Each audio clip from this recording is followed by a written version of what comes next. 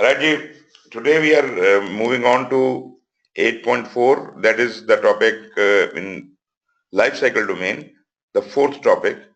We have already covered communication, financial and integration management as far as the program is concerned, and now we are talking about the program procurement management.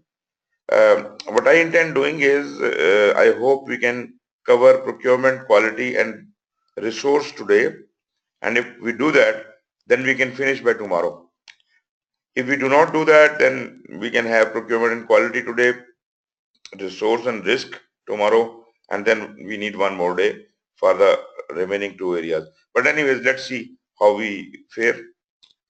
So in procurement management, can you see the slides now?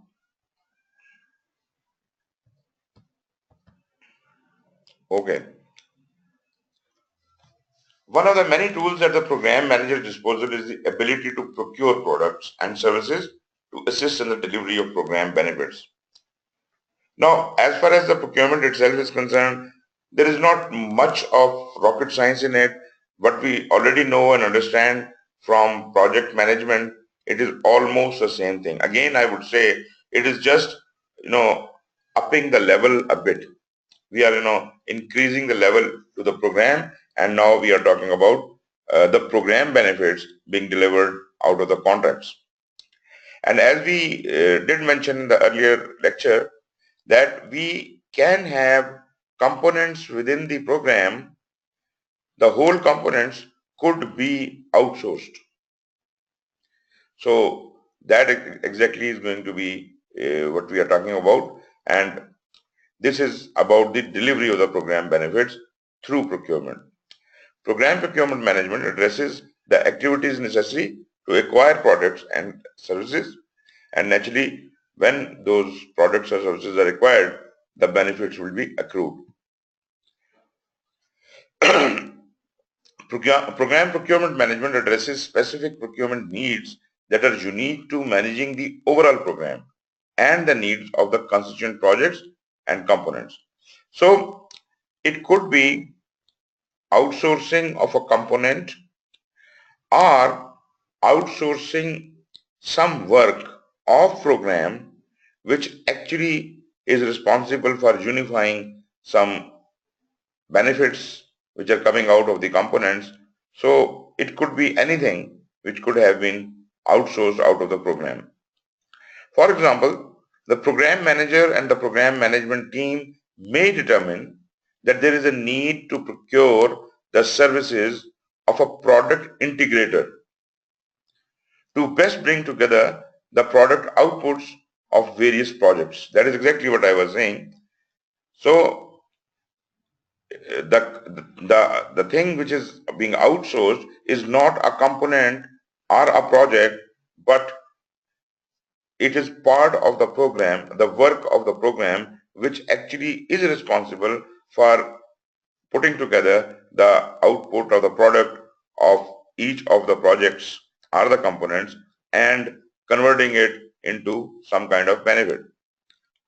Or they may determine that they have a need to procure services to support an overarching program level activity such as program risk management. Now this could also be there. You could hire a consultant or a contractor responsible for the overall risk management of the program. That could also be another dimension. It could be risk, it could be quality, it could be any other area which you outsource. All procurement activities at the program level should be targeting at optimizing procurements for the components. So there is going to be some procurements at component level also. There would be certain procurements at program level. So as far as the component level procurements are concerned, that comes under the subject of the project management body of knowledge. But those procurements which are not only within the components, rather the whole components are being outsourced, or whole functions within program are being outsourced, this becomes the responsibility of the program procurement management.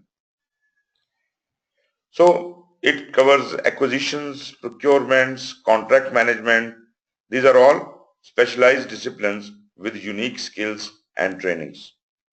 The program manager should ensure the program correctly implements all organizational policies and standards when handling significant financial transactions that involve legally binding agreements. So once we are dealing with these agreements or contracts at program level, then we have to have a consistent policy at program level, and the responsibility of managing those contracts at program level is, more than what the components would carry. It will have an eye on all the programs, all the components of the program, and also all the work which has been outsourced.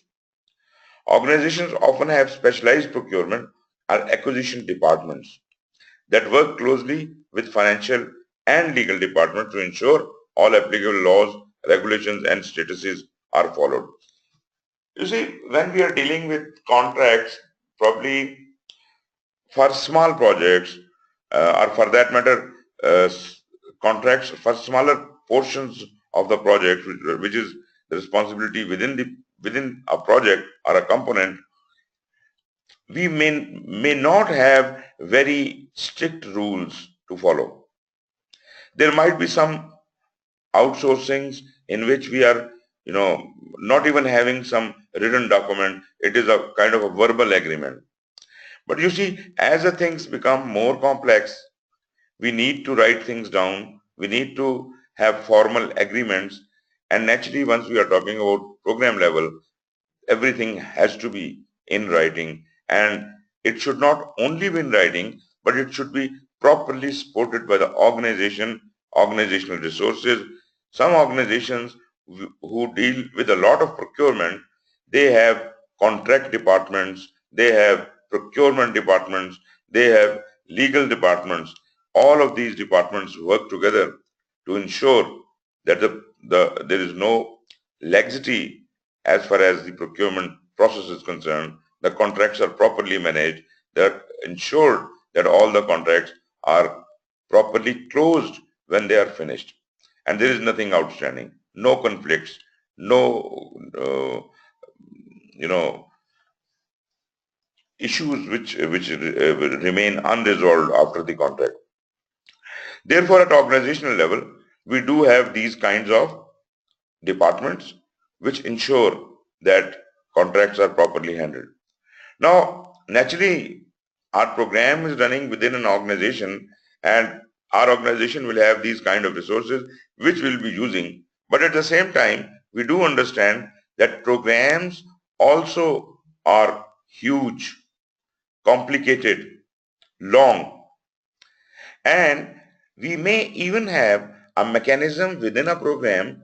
No, as I say, a program running for 10 years, it must have some mechanisms built in the program itself, which would ensure all these functions: the legal function, the financial function, the procurement function, the acquisition function.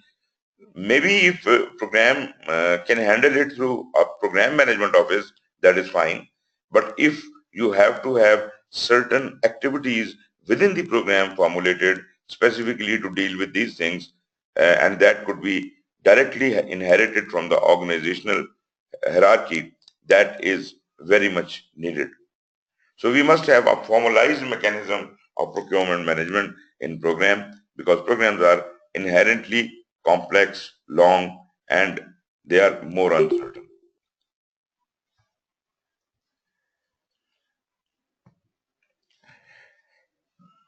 If we look at the three phases of program life cycle, in program definition phase, where we define the things, where the initiation and planning happens, program procurement planning happens there.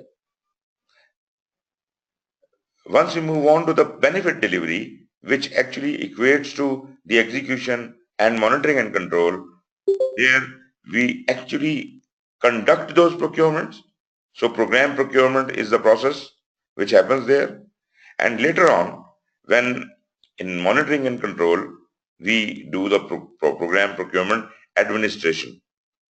Now these terminologies which are written here are more like the earlier version of PMBOK, where we used to use these terminologies. Maybe in the next version of Program Management Standard, they change these names. But as far as we are concerned, from your exam point of view, these are the processes. Program procurement planning happening in definition, program procurement happening as part of execution in benefit delivery, and program procurement administration as part of monitoring and control happening in benefit delivery phase. And lastly, in program closure phase, we have the program procurement closure, and we do understand that even in PMBOK, we had procurement closure in the closing process group. So we can very clearly relate the 5 process groups of PMBOK here, and why I'm mentioning these 5 process groups here, although they are not mentioned as such in program management, but as you all understand that the exam format given in the handbook of PgMP exam specifically asks you questions with reference to initiation, planning, execution, monitoring and control, and close of program. So please do not be confused. When they talk about initiation and planning, they are talking about program definition. When they talk about execution and monitoring and control, they are talking about benefit delivery. When they talk about closing, they are talking about program closure phase. So this is how these are the 4 processes of procurement which do happen, and this is exactly aligned with the PMBOK processes of procurement. Procurement management for programs is similar to that of project procurement, which is described in PMBOK. What makes program level procurement actions different from project level procurement is the focus of this section. So definitely all the knowledge you have about procurement from PMBOK applies. If there are any differences or anything is different from the project procurement, that would be only focused here. The very first process, the procurement planning for the program, a program manager should understand the resources required for the delivery of benefits expected of the program.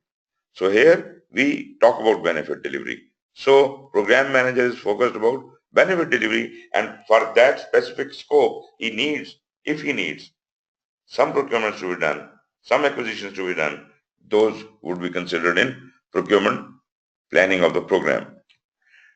The same techniques like make or buy decisions and program work breakdown structure charts aid in this activity. We do understand that. We have been doing that in PMBOK. Program manager needs to be cognizant of the available funding and the needs of all components. So please bear in mind the chapter on financial management we just did, and why did we call it financial management and not cost management was because our level was raised to the program level, and now we were more concerned about from where the funding is coming. So the same funding which is coming to the program for different for different components and for the program activities, the same funding is going to go for, a part of it is going to go for the procurement of various components or some program work which is going to be outsourced. You will decide to outsource the job, and that funding will be diverted towards that. As with project procurement management, early and intensive planning is critical for successful program procurement management. So here also we have, earlier we plan the procurements, earlier we decide make or buy thing and how all the documents are to be created, better it is. Through the planning activity, the program manager looks across all program components and develops a comprehensive plan that optimizes the procurement to meet program objectives and for the delivery of program benefits. You see, the simple thing is, look at all your program components and your program work, program activities, and do the make buy decision, which and the purpose is the optimized benefit delivery. This time the only difference is the optimized benefit delivery. If you think that the benefit delivery can be optimized by outsourcing, definitely go for procurement. This is a buy decision. But if you can do it by yourself, then do the make decision. So judge everything from the benefit delivery point of view. To do this, program procurement planning and management addresses commonality and differences for the various procurement across the program scope and determines, these are the 4 items which we determine, whether some of the common needs of several individual components could best be met with one overall procurement rather than several separate procurement actions. Now, let us see that we have got 10 components and each component has something to procure. And that procurement activity is similar in all components. Rather than getting the component to procure those items for themselves, we can do it centrally at program level. This could be one kind of procurement. So otherwise, we are not really concerned about how a component procures something within the component itself, but if there is a commonality, only then we would like to standardize this thing, generalize this thing, to make the procurement process consistent across all the components. The common procurements could be taken up at the program level and they can be the program contracts. Next, the best mix of the types of contracts, procurements planned across the program at the project level. A particular type of contract, firm fixed price for example, may appear to be the best procurement solution. But a different contract type, say incentive fee, may be more optimal for the same procurement when viewed from the program level. Now this is again a very important point. Why are we trying to bring consistency to procurement process is the things may look different at component level and they may have a completely different connotation at program level. If a component is deciding, they may think that firm fixed price is a good type of contract and they should go for it. But if we are standardizing those procurements at program level, then maybe incentive fee is a better option. This is just an example. So the perspective changes when we view it from the program level, and naturally we have to look at the benefit we gain at program level because benefit deliveries are concerned.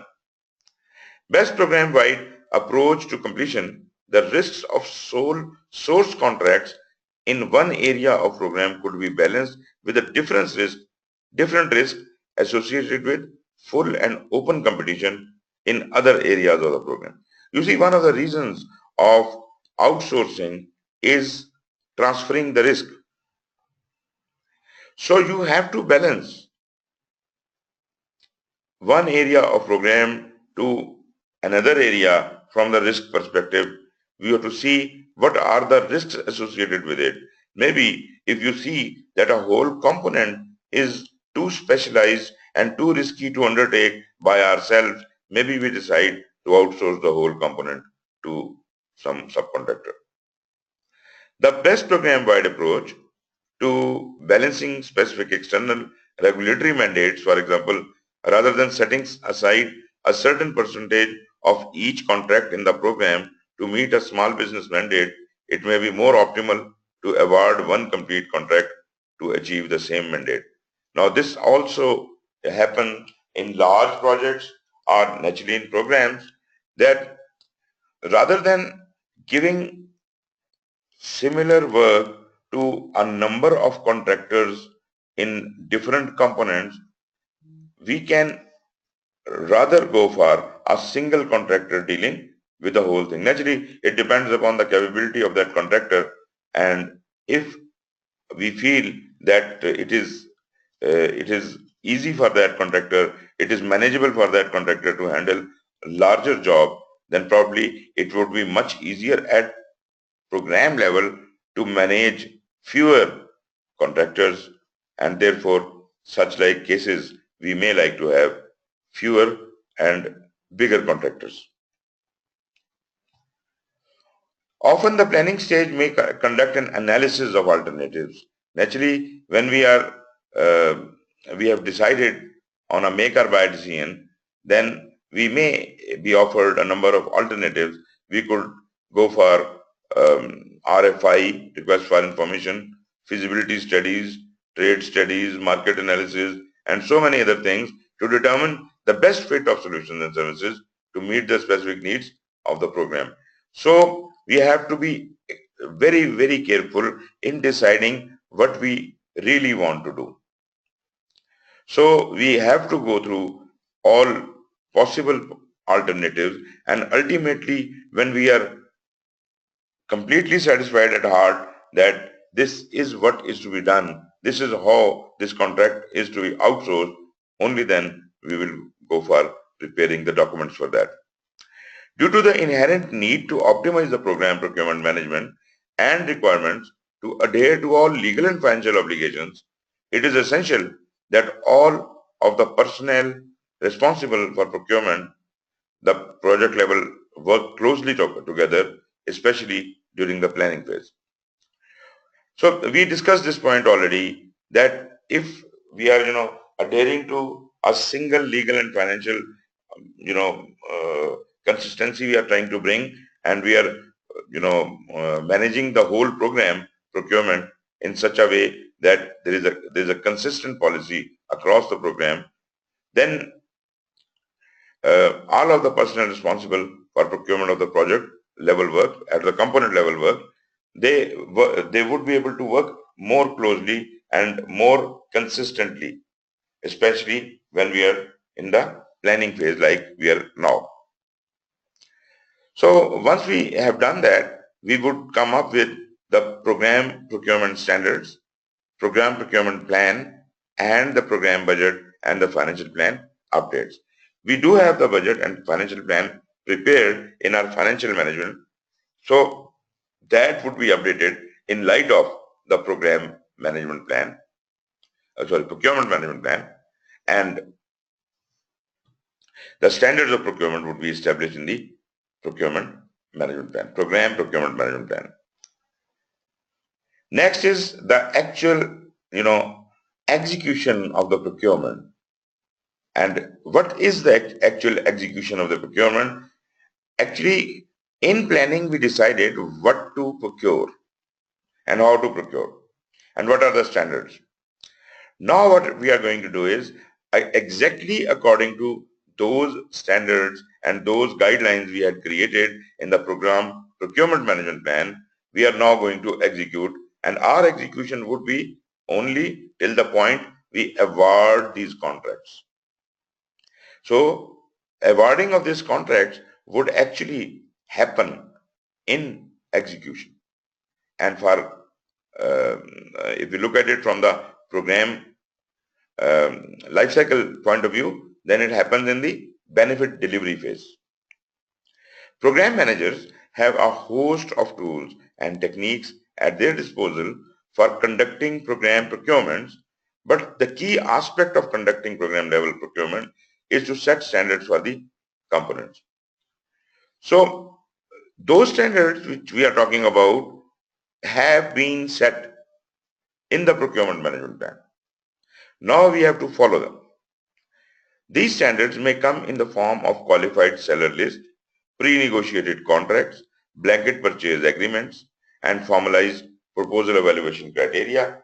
So these things we have readily available in front of us when we get into the execution of the procurement One common structure used by the program manager is to direct all procurements to be centralized and conducted by a program level team rather than assigning that responsibility to individual components. But here it does not mean that individual components will not do their own procurement. Remaining under these rules, these standardized guidelines, individual components may have their own component activity, procurement activity going on.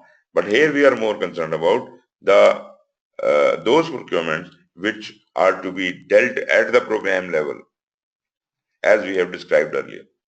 So the outputs of the procurement could be the request for quotation, request for proposals, IFBs, proposals they are received and then their evaluation criteria, contract management plans, and naturally the contracts which have been awarded. So in all practical sense, it means that we have done all the work of awarding the contract to the contractor. And once that is done, our program procurement or the execution of the program procurement is done. Now contractor is responsible for doing everything else. Whatever, according to the contract, whatever has been assigned to the contractor, he will go into execution. But we have done our execution. When we award our contract, our program procurement is complete. But now what we need to do is, while our contractor is in execution, while our contractor is doing those jobs, we would be sitting in monitoring and control, and we would be actually administering him. So next process is program procurement administration. So we are keeping an eye in accordance with the respective contracts on the contractors, and we are continuously checking as per the contract what is being done. So all the change requests from the contractor are coming to us. We are approving or rejecting them. If there is anything to be, deliverable to be accepted or rejected, this is to be done by us.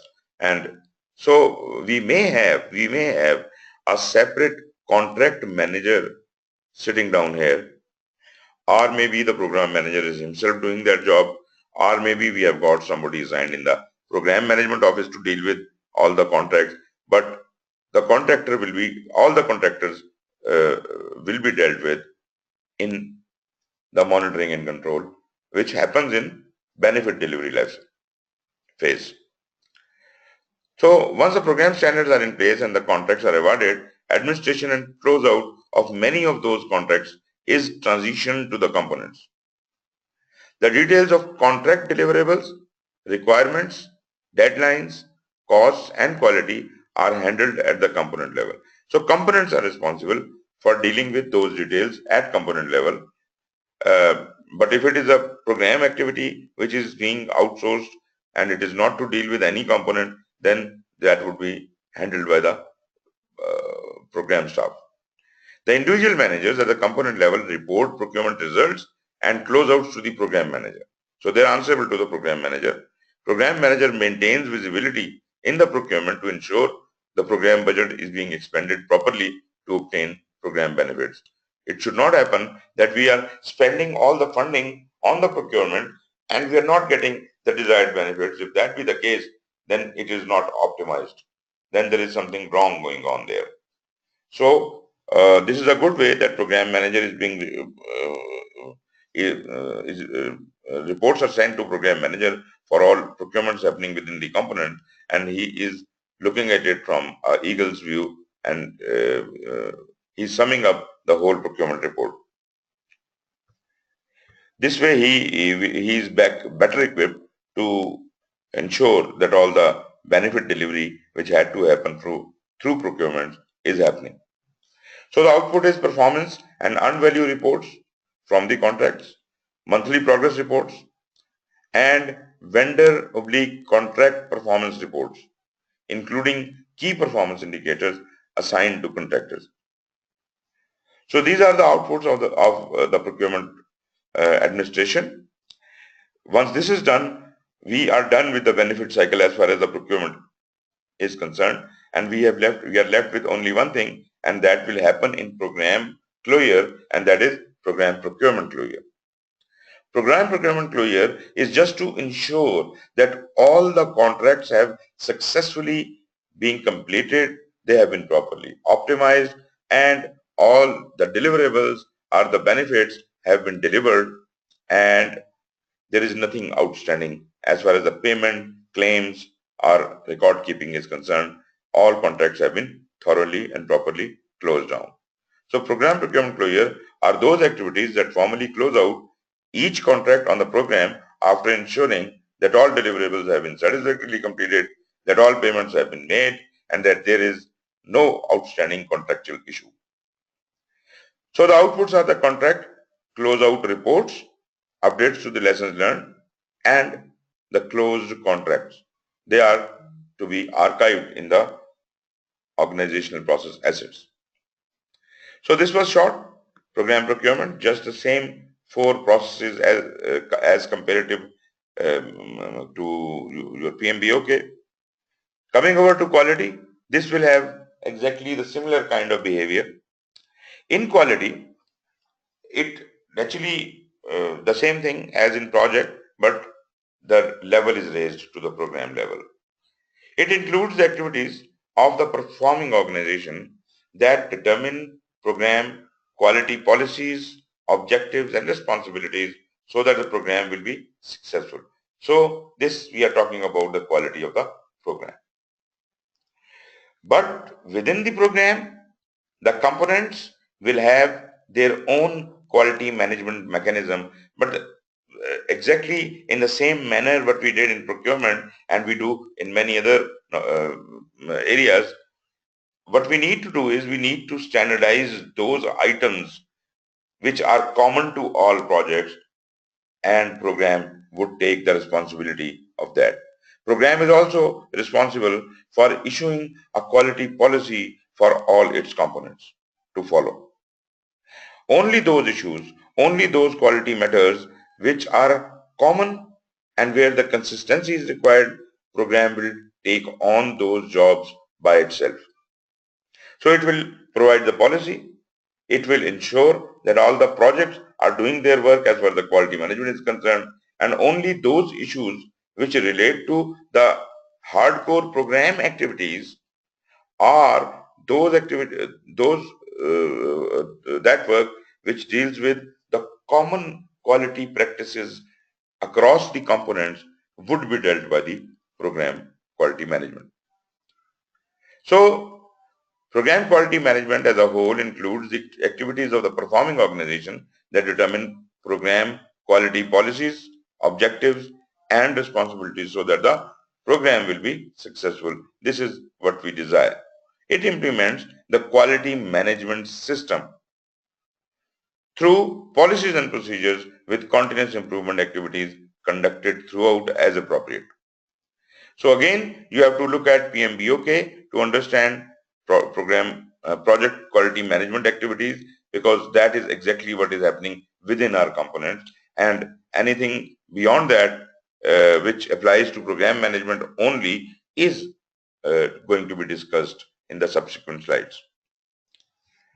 The modifications are required because in a program there may be several component projects or other programs, and the prime program should ensure that the proper quality specifications are applied and the proper quality control is exercised on each. So we want to give a policy for quality assurance and control for whole of the program. So that is one objective. For example, in a program, time or one final acceptance test instead of several stage quality tests on each deliverable.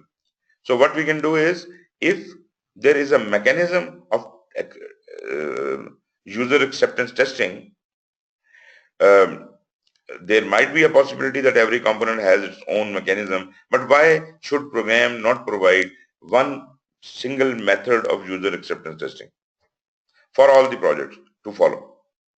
That will be a standardized practice across all the components.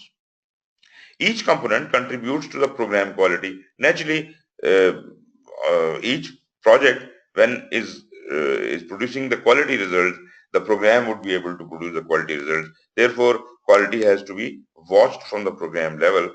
Components are contributing to the program quality, and the overall program quality activities should be monitored and controlled.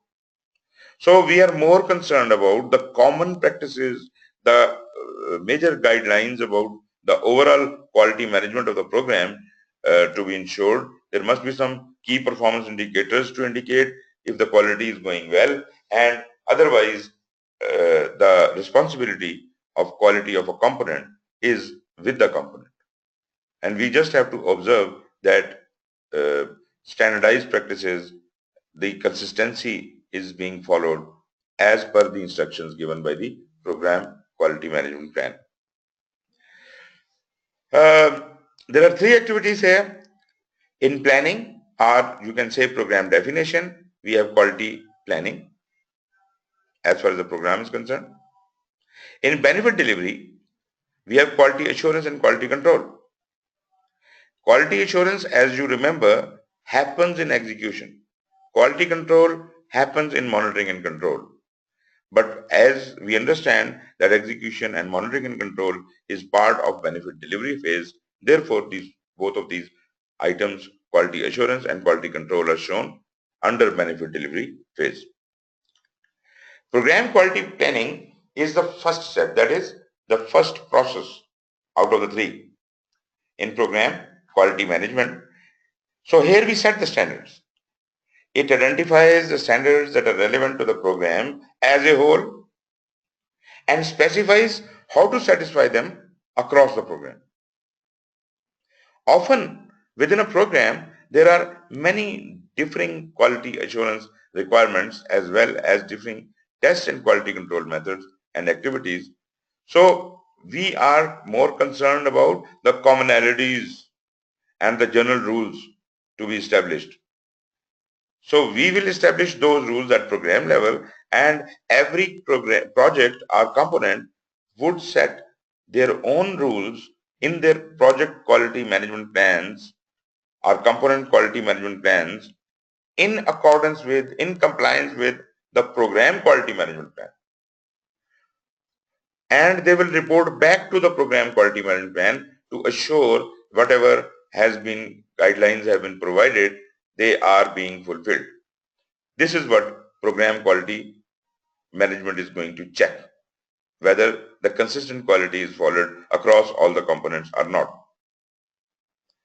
Program management coordinates these varying specifications and adds additional ones should they be required to ensure overall program quality. This is what I exactly said. It is good practice for the program manager to document the overall program quality policy in a distributed quality policies shared with all program components. Now, from where all this quality policy is coming? Because our program is part of an organization, and that organization does have some quality standards. They do have a quality policy. Maybe they have got certain certifications available like ISO certified or whatever. So whatever mechanism is being followed by the organization would be inherited to the program. The program quality management plan would provide certain guidelines specific to program and in line with the organizational quality policy. Similarly, at component level, the projects will have their own quality management plan, which will define the policies within the component in compliance with the program and the organizational policies. Program management is responsible for the planning of the proper quality assurance criteria throughout the course of the program, which may in fact exceed the timeline of the individual component projects because the benefit delivery may happen after the component or project have closed. But quality has to be assured even after that.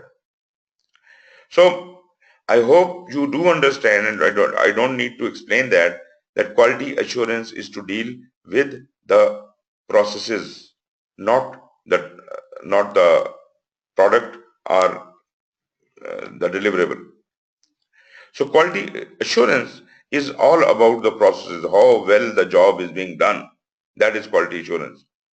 And we do not look at the deliverable or the benefit when we are doing the quality assurance.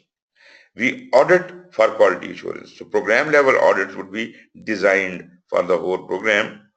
Component level audits would be available within the component. On the other hand, we have quality control, and quality control deals with the results. It checks the results. It checks the product. It checks the benefits. So quality control tools, techniques, and activities may have to be introduced into the program and employed when appropriate if, for example, new laws and specifications change during the program life. So what new quality control tools or techniques are being introduced? So this all has to be outlined in the program quality management plan. When initiating the program, the cost of the level of quality requirements should be evaluated and incorporated into the business plan. We do understand the cost of quality. So we have to build that cost into our estimates. How much are we going to be doing the cost of paying for the cost of good quality or the conformance cost and non-conformance cost. Quality is a variable cost in all component projects and should be considered as such in the program quality plan also. It is beneficial to analyze program quality in order to evaluate it across the program with the goal of combing quality tests and inspections in order to reduce costs where feasible. You see, if we are doing certain quality tests and various components are doing similar tests, we are doing the same test at program level. So why is everybody trying to reinvent the wheel? If those tests can be centrally designed and used at various levels, they would save money.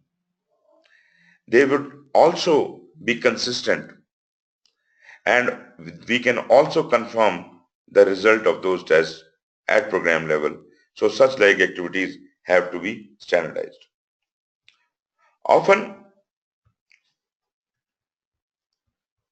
just a minute. So, are you able to see the slide now? Program Quality Management 8.5.1. Everybody can see that? जी sir. Okay. जी sir, नजर आ रही है. Okay. So, often many products and deliverables are tested throughout a program, and a cost is incurred with no benefit realized.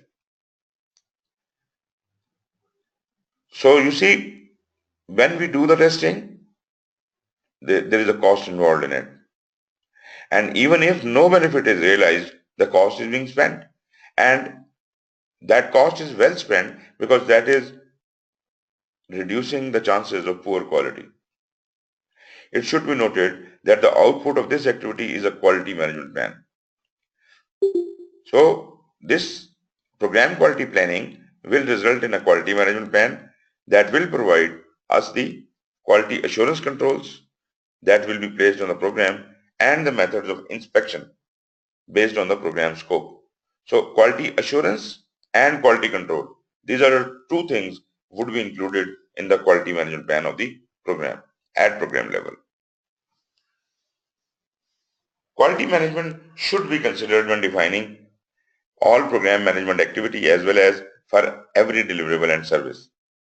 For example, when developing a program resource plan, it is recommended that a program quality manager participate in the planning activity to verify that quality activities and controls are applied and flow down to all the component programs and projects, including those performed by a subcontractor. So what would I do about it? I would rather like to have a quality manager placed in PGMO, like a program management office, are directly under the program manager, who would actually ensure that across the program, in all the components and within the program activities, the quality is ensured. Outputs from this activity would be the policy, quality standards, quality estimates of cost, quality metrics, very important, because whenever we are going to check anything, that would be checked against some metric. Any service level agreement or memorandum of understanding. Quality checklist is important for inspections of the quality control. Quality assurance and control specifications. So this is all done in planning. Then we can move on to the benefit delivery, where we do the quality assurance and quality control. In program quality assurance, it is the activity of evaluating overall program quality on a regular basis to provide confidence that a program will comply with the relevant quality policies and standards. So this is kind of an audit. Quality assurance at program level is kind of an audit which will ensure to us that the policies and procedures which have been established are being followed properly and consistently. Here we are only concerned about looking at the processes and procedures. So how would you do it? If I am the quality assurance manager, I would first look at the process and see if it is properly documented or not. If it is not documented, then there is something wrong. We need to document that process. If it is documented, is the document only kept for the record purposes, or the people working on that process know that document exists? If they know, do they practice it as per the document? If they practice it, is it the optimum way of doing that thing, or it can be further improved? This is all the responsibility of quality assurance. If things are happening according to the set procedures, we inspect it and ensure it. And it is also the responsibility of quality assurance to find if there is any further improvement possible in the procedure. And if so, then a change request will be moved, and that change will be brought into the procedure. Once the initial quality assurance specifications are decided upon, in the preparation and planning phase, quality should be continuously monitored and analyzed. So this audit process will continue on periodical basis throughout the life of the program, and this is not only necessary that this should be periodic in nature. There could be certain external audits which could be surprise audits. This could be from the program level or level above that. At organizational level, they may send in the audit teams to check the quality of the procedures and the work. Programs often conduct quality assurance audits to ensure proper updates are performed. New government laws and regulations may create new quality standards. So naturally we have to comply with that, and we have to ultimately amend the quality management plan accordingly if there is a change. Program management team is responsible for implementing all required quality changes. Lengthy duration of programs often requires quality assurance updates throughout the program duration. So this is a continuous process. This should keep happening. We can't stop doing the quality assurance as we move ahead in the life of the program. Program quality assurance focuses on cross-program, inter-project quality relationships. Just a minute, I think somebody has a question. जी तैमूर, ये refresh कीजिएगा, वो 8.5.1 पे stuck हुआ है। आप 5 slide आके आइए। 5.1 पे स्टक है? जी एक minute, let me go back.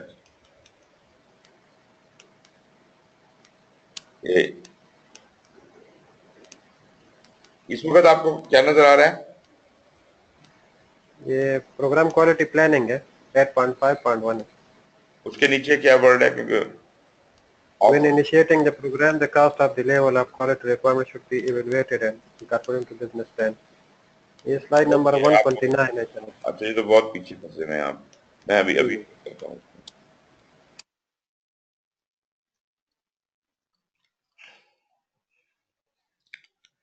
जी अभी आगे ही स्लाइड, ये वही स्लाइड होगी जो आप कह रहे थे। जी जी और वही स्लाइड। मैं आपको दिखाता हूँ इससे अगली। अभी स्लाइड चेंज होगी? नहीं सर, अभी चेंज हो गया। अभी चेंज होगी। ओके जी, ये हम बात कर रहे थे, ये हमने कर लिया है। क्वालिटी प्लानिंग की बात हम ये कर चुके हैं कि often many product and deliveries are tested throughout a program and a cost is incurred with no benefit realized.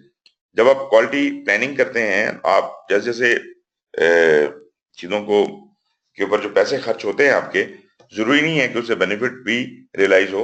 आपका खर्चा जरूर हो जाता है। मतलब आप क्वालिटी ऑडिट्स करवाते हैं, कुछ और करवाते हैं, खर्चा तो हो जाता है, बेनिफिट उससे कोई रियलाइज नहीं होता। लेकिन अल्टीमेटली अगर हम ये ना करें तो हमारा नुकसान ज्यादा हो जाएगा, क्वालिटी मेंटेन नहीं रहेगी। It should be noted that the output of this activity is a quality management plan. And naturally, quality management plan हमारा इसका आउटपुट है, और इसमें क्वालिटी कंट्रोल और एश्योरेंस के दोनों के मैकेनिज्म दिए हुए हैं। इंस्पेक्शन कब कब होगी, कैसे कैसे होगी, वो बताया गया है। लेकिन प्रोग्राम लेवल के ऊपर हम इसकी बात कर रहे हैं। Quality management should be considered when defining all programme management activity. उसकी एग्जांपल दी हुई है। और ये फिर जनाब हमारे आउटपुट्स हैं जो क्वालिटी प्लानिंग के हैं। इसमें क्वालिटी पॉलिसी है, क्वालिटी स्टैंडर्ड्स हैं, एस्टीमेट ऑफ कॉस्ट है, मीट्रिक्स है, चेकलिस्ट हैं, और अश्योरेंस और कंट्रोल की स्पेसिफिकेशंस हैं। फिर हम चले गए थे जी एश्योरेंस के ऊपर, और अश्योरेंस की मैं बात कर रहा था कि assurance is to deal with the processes. जो प्रोसीजर्स हमारे बने हुए हैं, जो हमने लाजमी बात है कि क्वालिटी मैनेजमेंट प्लान में बताया कि हमने क्या क्या प्रोसीजर फॉलो करने हैं, या फॉर दैट मैटर हमारी ऑर्गेनाइजेशनल पॉलिसी में है, जो भी काम करने के तरीके हमने बनाए हैं, जो प्रोसीजर्स हमने बनाए हैं। पहली बात तो ये, प्रोग्राम और प्रोजेक्ट में तो होता ही है कि we do have documented procedures. Normally operations के अंदर प्रॉब्लम होता है, लोगों के डॉक्यूमेंटेड चीजें नहीं होती। लेकिन प्रोजेक्ट प्रोग्राम में हम थोड़े ज्यादा केयरफुल होते हैं, तो हमारे पास डॉक्यूमेंटेड चीजें होती हैं। तो पहले ये चेक करना है कि वो चीजें डॉक्यूमेंटेड मौजूद हैं, उनको ऑडिट करना है और देखना है कि वो जैसे डॉक्यूमेंटेड हैं वैसे काम हो भी रहा है कि नहीं। जो लोग काम करने वाले हैं वो जानते हैं कि नहीं जानते कि ये प्रोसीजर ऐसे ही अप्लाई करना है, वो उसे ठीक अप्लाई कर रहे हैं कि नहीं कर रहे हैं, क्या उनको कोई ट्रेनिंग रिक्वायर्ड है। अगर वो सब कुछ ठीक हो भी रहा है, अगर सारे प्रोसीजर्स लिखे हुए मैकेनिज्म के तहत चल भी रहे हैं, इवन देन फिर प्रोग्राम क्वालिटी एश्योरेंस वाला ये देखना शुरू करता है कि कोई ऐसा प्रोसेस जो मजीद इंप्रूव किया जा सके, कॉन्टिन्यूस इंप्रूवमेंट, और अगर किया जा सके तो वो उसको इंप्रूव भी करता है और प्रोसीजर को रीराइट करता है। तो जनाब, once the initial quality assurance specifications are decided upon in the preparation and planning phase, quality should be continuously monitored and analyzed. एक दफा जब वो चीजें बन गई हैं, अब उसके मुताबिक चेक करना है ना। तो वो जो बनती हैं चीजें, वो बुनियादी तौर पे तो हम क्वालिटी मैनेजमेंट प्लान में बना देते हैं और बाद में उसके मुताबिक चेक करते हैं। लेकिन जैसे मैंने कहा, कॉन्टिन्यूस इंप्रूवमेंट का ये मतलब है कि क्वालिटी एश्योरेंस वाला ऑडिट्स के दौरान भी किसी प्रोसेस को नोट कर सकता है कि इसको मजीद इंप्रूव करने की जरूरत है और उसे इंप्रूव कर सकता है। Programs often conduct quality assurance audits to ensure proper updates are perform. उनको ये पता चलता रहे कि ये प्रोग्राम लेवल के ऊपर एक, जिसे कहते हैं कि मुझे एक कंफर्ट जोन चाहिए होती है कि सब काम ठीक हो रहा है। अगर वो ठीक है, खास क्वालिटी के मुताबिक हो रहा है, तो हम कहते हैं जी हमने क्वालिटी अश्योर कर ली थ्रू ऑडिट्स। अगर कोई तब्दीली है लॉज में या रेगुलेशंस में, तो वो भी क्वालिटी स्टैंडर्ड्स को तब्दील कर सकता है, और उस सूरत में हम प्रॉपर चेंज कंट्रोल के प्रोसीजर के तहत अपने क्वालिटी मैनेजमेंट प्लान को अमेंड करेंगे, अपडेट करेंगे। प्रोग्राम मैनेजमेंट टीम जो है वो जिम्मेदार है तमाम क्वालिटी चेंजेस लाने की। कोई चेंज रिक्वेस्ट के थ्रू आ रही है या कोई ऊपर से कोई रेगुलेशन चेंज होने की वजह से आ रही है, whatever the case is, change requests are properly handled. The lengthy duration of program often requires quality assurance update throughout the program duration. और जैसे हमने कहा कि ऑडिट तो करना पड़ेगा, through out the project duration करना पड़ेगा और इसमें कोई आराम नहीं है। हम ये नहीं कह सकते कि शुरू में ज्यादा ऑडिट करें, आप ज्यादा क्वालिटी एश्योरेंस करें और बाद में करना छोड़ दें, क्योंकि ये बड़ा लंबा प्रोग्राम है। Program quality assurance focuses on cross program inter project quality relationships and how one project quality specification impact another project quality if they are interdependent. ये देखें, अब ये भी बड़ी बात है कि मेरे कंपोनेंट प्रोजेक्ट जो हैं उनका आपस में कोई ताल्लुक है। एक प्रोजेक्ट से कोई चीज निकलनी है और दूसरे प्रोजेक्ट में इन होनी है। अगर पहले प्रोजेक्ट की क्वालिटी दूसरे प्रोजेक्ट की क्वालिटी के मुताबिक नहीं है तो यहाँ पे कंफ्लिक्ट आ जाएगा। तो अगर प्रोग्राम के अंदर है ये प्रोजेक्ट तो इनको कंसिस्टेंट करना प्रोग्राम क्वालिटी मैनेजमेंट प्लान का कसूर है। उसने उसकी कंसिस्टेंसी को क्यों प्लान नहीं किया और आपने क्यों उसे एश्योर नहीं किया। तो you are responsible at program level. आप प्रोग्राम लेवल में प्रोग्राम की क्वालिटी के जिम्मेदार हैं और कंपोनेंट टू कंपोनेंट इंटरेक्शन या कंपोनेंट से जो चीज निकल के प्रोग्राम में आ रही है उसकी क्वालिटी को अश्योर करना और उस चीज को कंट्रोल करना। तो लेकिन प्रोसीजर्स की हद तक एश्योरेंस है।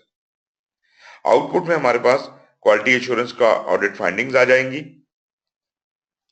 क्वालिटी एश्योरेंस स्टैंडर्ड रिपोर्ट्स आ जाएंगी और क्वालिटी एश्योरेंस चेंज रिक्वेस्ट, जो अगर कोई चेंज रिक्वेस्ट बनती है तो वो भी यहां आ जाएगी। फिर जनाब आपका कंट्रोल आ जाता है, quality control. Programme quality control is the activity of monitoring specific component project और component programme deliverable and result. याद रखिएगा, कंट्रोल का मतलब ही ये है कि वो आउटपुट को देखता है, वो डिलीवरेबल या रिजल्ट को देखता है। आपका जो प्रोजेक्ट चल रहा है, कंपोनेंट चल रहा है, उस कंपोनेंट ने जो चीज भी निकालनी है, जो जिस शक्ल में भी निकालनी है, पार्शियल निकालनी है या कंप्लीट निकालनी है, उस चीज का जो क्वालिटी चेक होना है वो वहां पे ही होना है। और ये ऑडिट नहीं है। क्वालिटी कंट्रोल जो चीज करता है वो इंस्पेक्शन करता है और इंस्पेक्शन एक चीज के बन जाने के बाद होती है। So program deliverable and results को के ऊपर हम क्वालिटी कंट्रोल करेंगे। किस लिए? To determine if they fulfill the quality requirement that lead to adequate benefit realization. अगर क्वालिटी कंट्रोल सही होगी तो हमें ये अश्योरेंस मिलेगी कि बेनिफिट रियलाइज हो पाएगा। तो this is a great contributing factor towards the benefit realization. अगर मैं प्रोडक्ट की क्वालिटी को कंट्रोल कर रहा हूं तो मेरी बेनिफिट रियलाइजेशन अश्योर्ड होगी। Quality control activity ensures that quality plans are implemented at project level by the use of quality reviews, usually performed with constituent project management reviews. Quality control is performed throughout the duration of the program. कुछ लोगों का ये ख्याल है कि quality control चूंकि product का होता है और रिजल्ट का होता है तो this only happens at the end of the project और प्रोग्राम। नो, होता तो ये किसी चीज का ही है, किसी रिजल्ट का है, but this is not only the overall result of the program or the overall result of the project.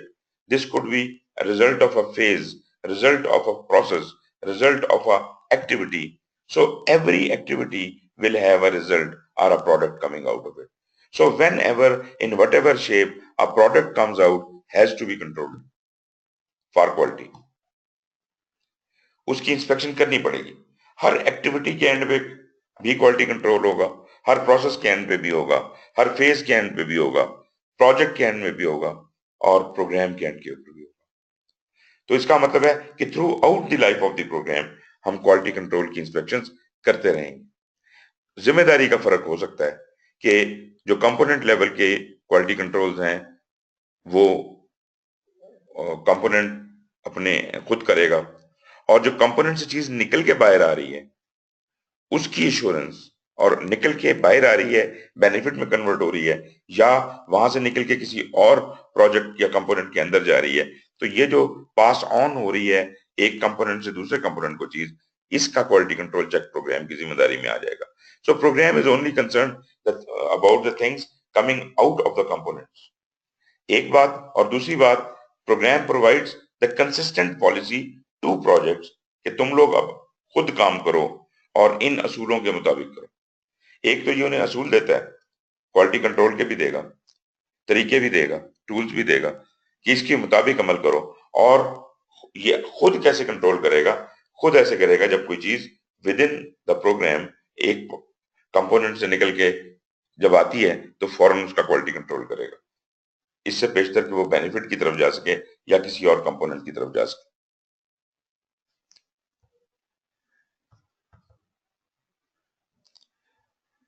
Okay, मेरा ख्याल है फिर स्लाइड का मसला हो गया. Let me put it right.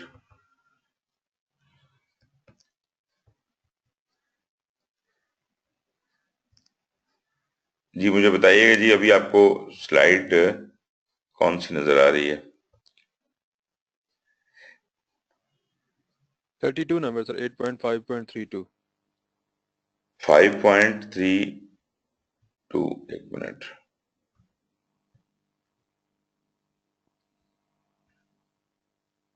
Okay, next ये है जी 8.5.3. असल में पहले भी 3 ही था लेकिन वो 2 गलत लिखा हुआ दोस्तों. Anyways, program results include products and services, deliverables, management results, cost schedule and performance, as well as benefit realized by the end user. ये वो चीजें हैं जो क्वालिटी कंट्रोल से निकलेंगी. And user satisfaction is a powerful metric. नापते हैं ना जी हम अपने की हमारी क्वालिटी कंट्रोल कैसी है, तो कहता है कि सबसे जरूरी जो मीट्रिक है वो हमारे स्टेक होल्डर की या एंड यूजर की सेटिस्फेक्शन है. अगर वो खुश है तो हम खुश हैं. That should be obtained to gauge the program quality. The fitness for use of benefits, product or service delivered by the program is best evaluated by those who receive it. To that end, programs often use customer satisfaction surveys as a quality control measurement. नतीजे में जनाब आपकी यहाँ पे भी quality control के नतीजे में भी क्वालिटी से रिलेटेड चेंज रिक्वेस्ट हो सकती हैं, क्वालिटी कंट्रोल की चेकलिस्टें बन सकती हैं, इंस्पेक्शन रिपोर्ट हो सकती है, क्वालिटी टेस्ट रिपोर्ट या मेजरमेंट के रिजल्ट्स हो सकते हैं. So this is what will come out of the quality control programme, quality control. So here we finish the chapter of quality management. दोनों शॉर्ट चैप्टर्स थे, कोई इतना बड़ा इशू नहीं था इनके अंदर. We can move on to the resource management. And here you observe कि we are not talking about human resource management.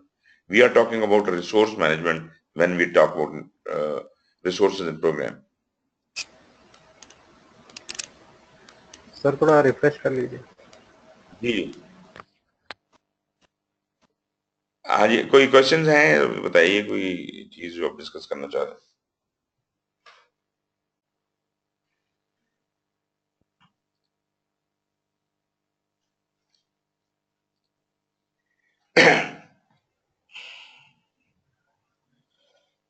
Ji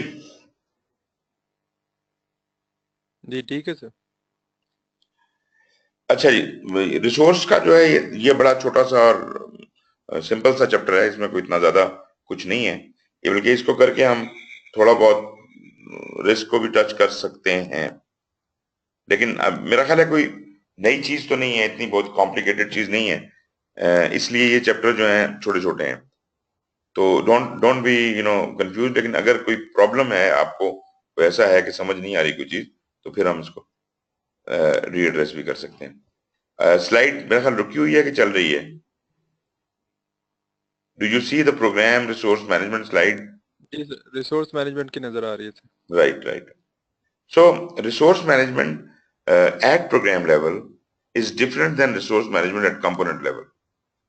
Component level पे we are more concerned about the human resources, क्योंकि वहां पे हमने human resources से deal करना है. और जो रिसोर्स मैनेजमेंट कंपोनेंट लेवल पे होती है या प्रोजेक्ट लेवल पे होती है, उसमें आपने देखा कि टाइम मैनेजमेंट के अंदर ही हम रिसोर्सेज की सारी प्लानिंग एस्टिमेशन वहां कर लेते हैं। लेकिन यहाँ पर चूंकि we are dealing with a huge thing and therefore all cumulatively सारे प्रोग्राम में क्या क्या चीजें कहाँ कहाँ लगनी है, और फिर ये भी देखना है कि कौन से कंपोनेंट को कौन से रिसोर्सेज कहाँ से प्रोवाइड करने हैं।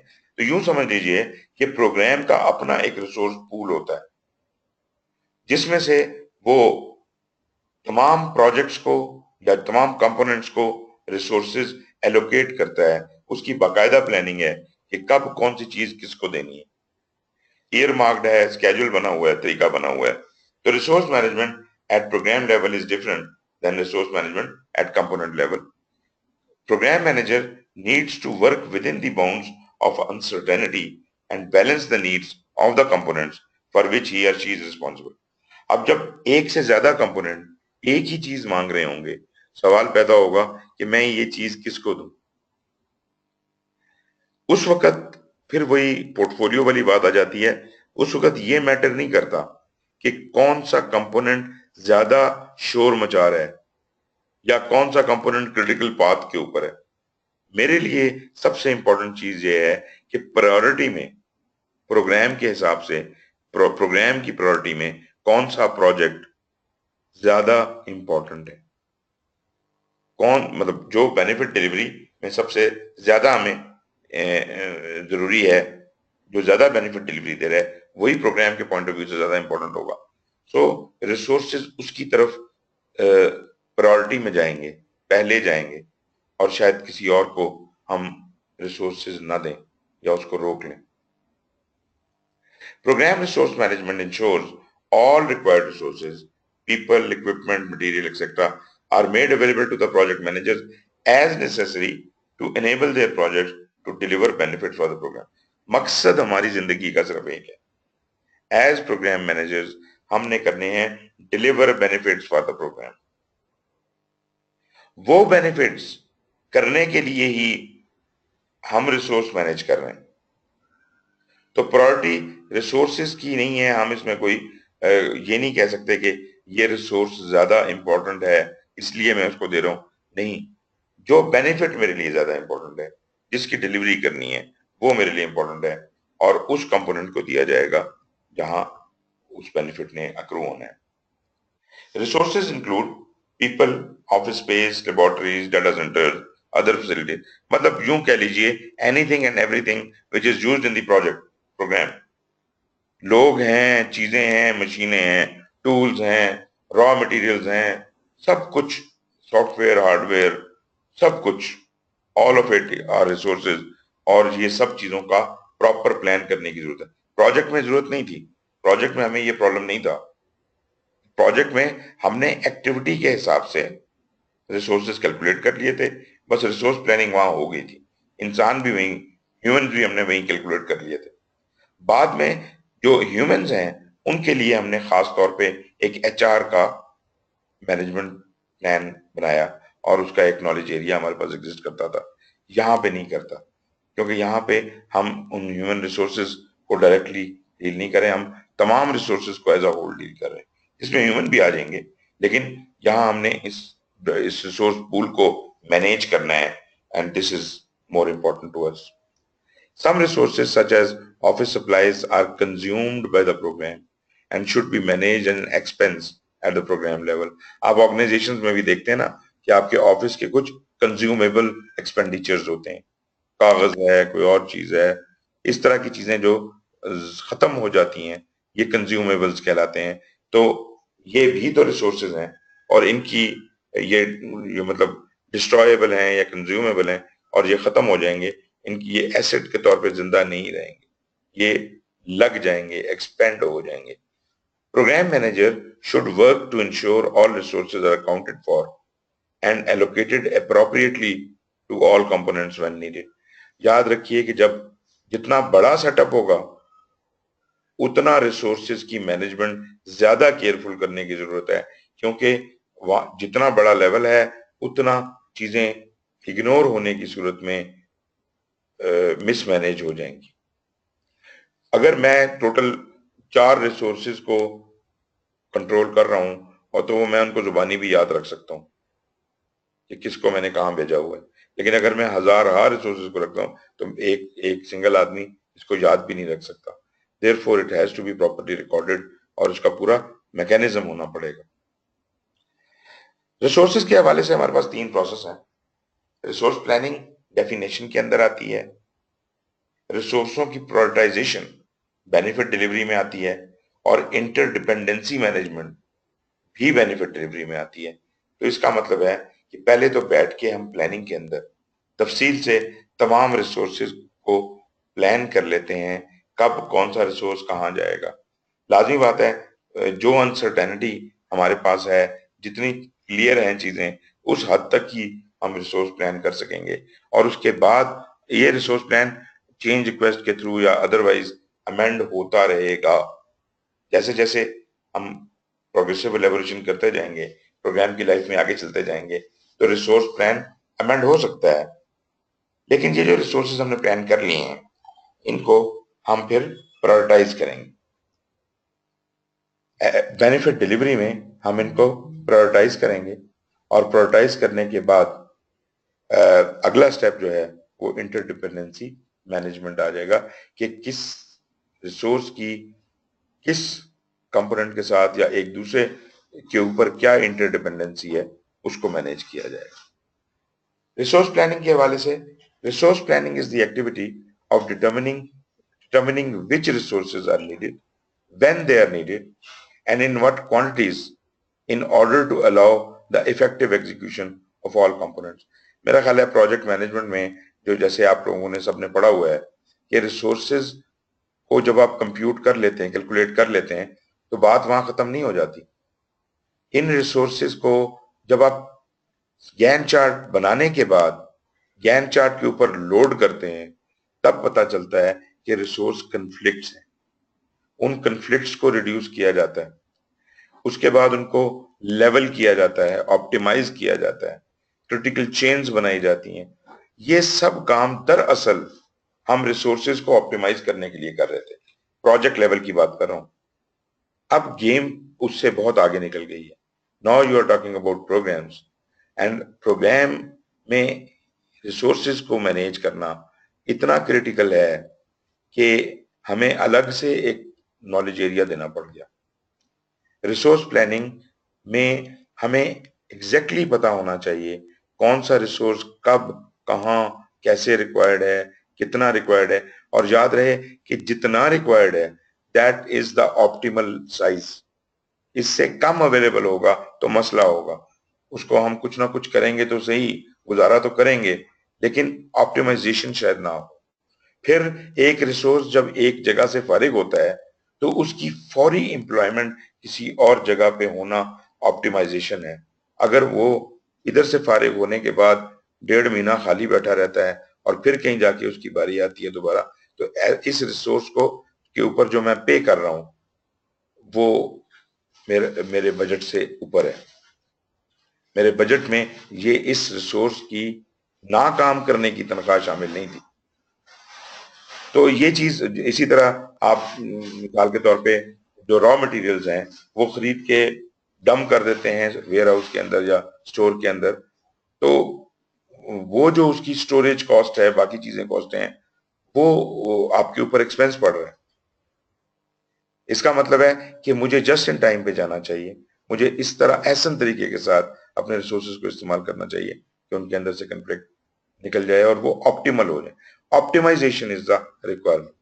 Resource planning involves identifying existing resources, हमारे पास अभी क्या है और हमें क्या चाहिए, और जो चाहिए वो कहां से आएगा।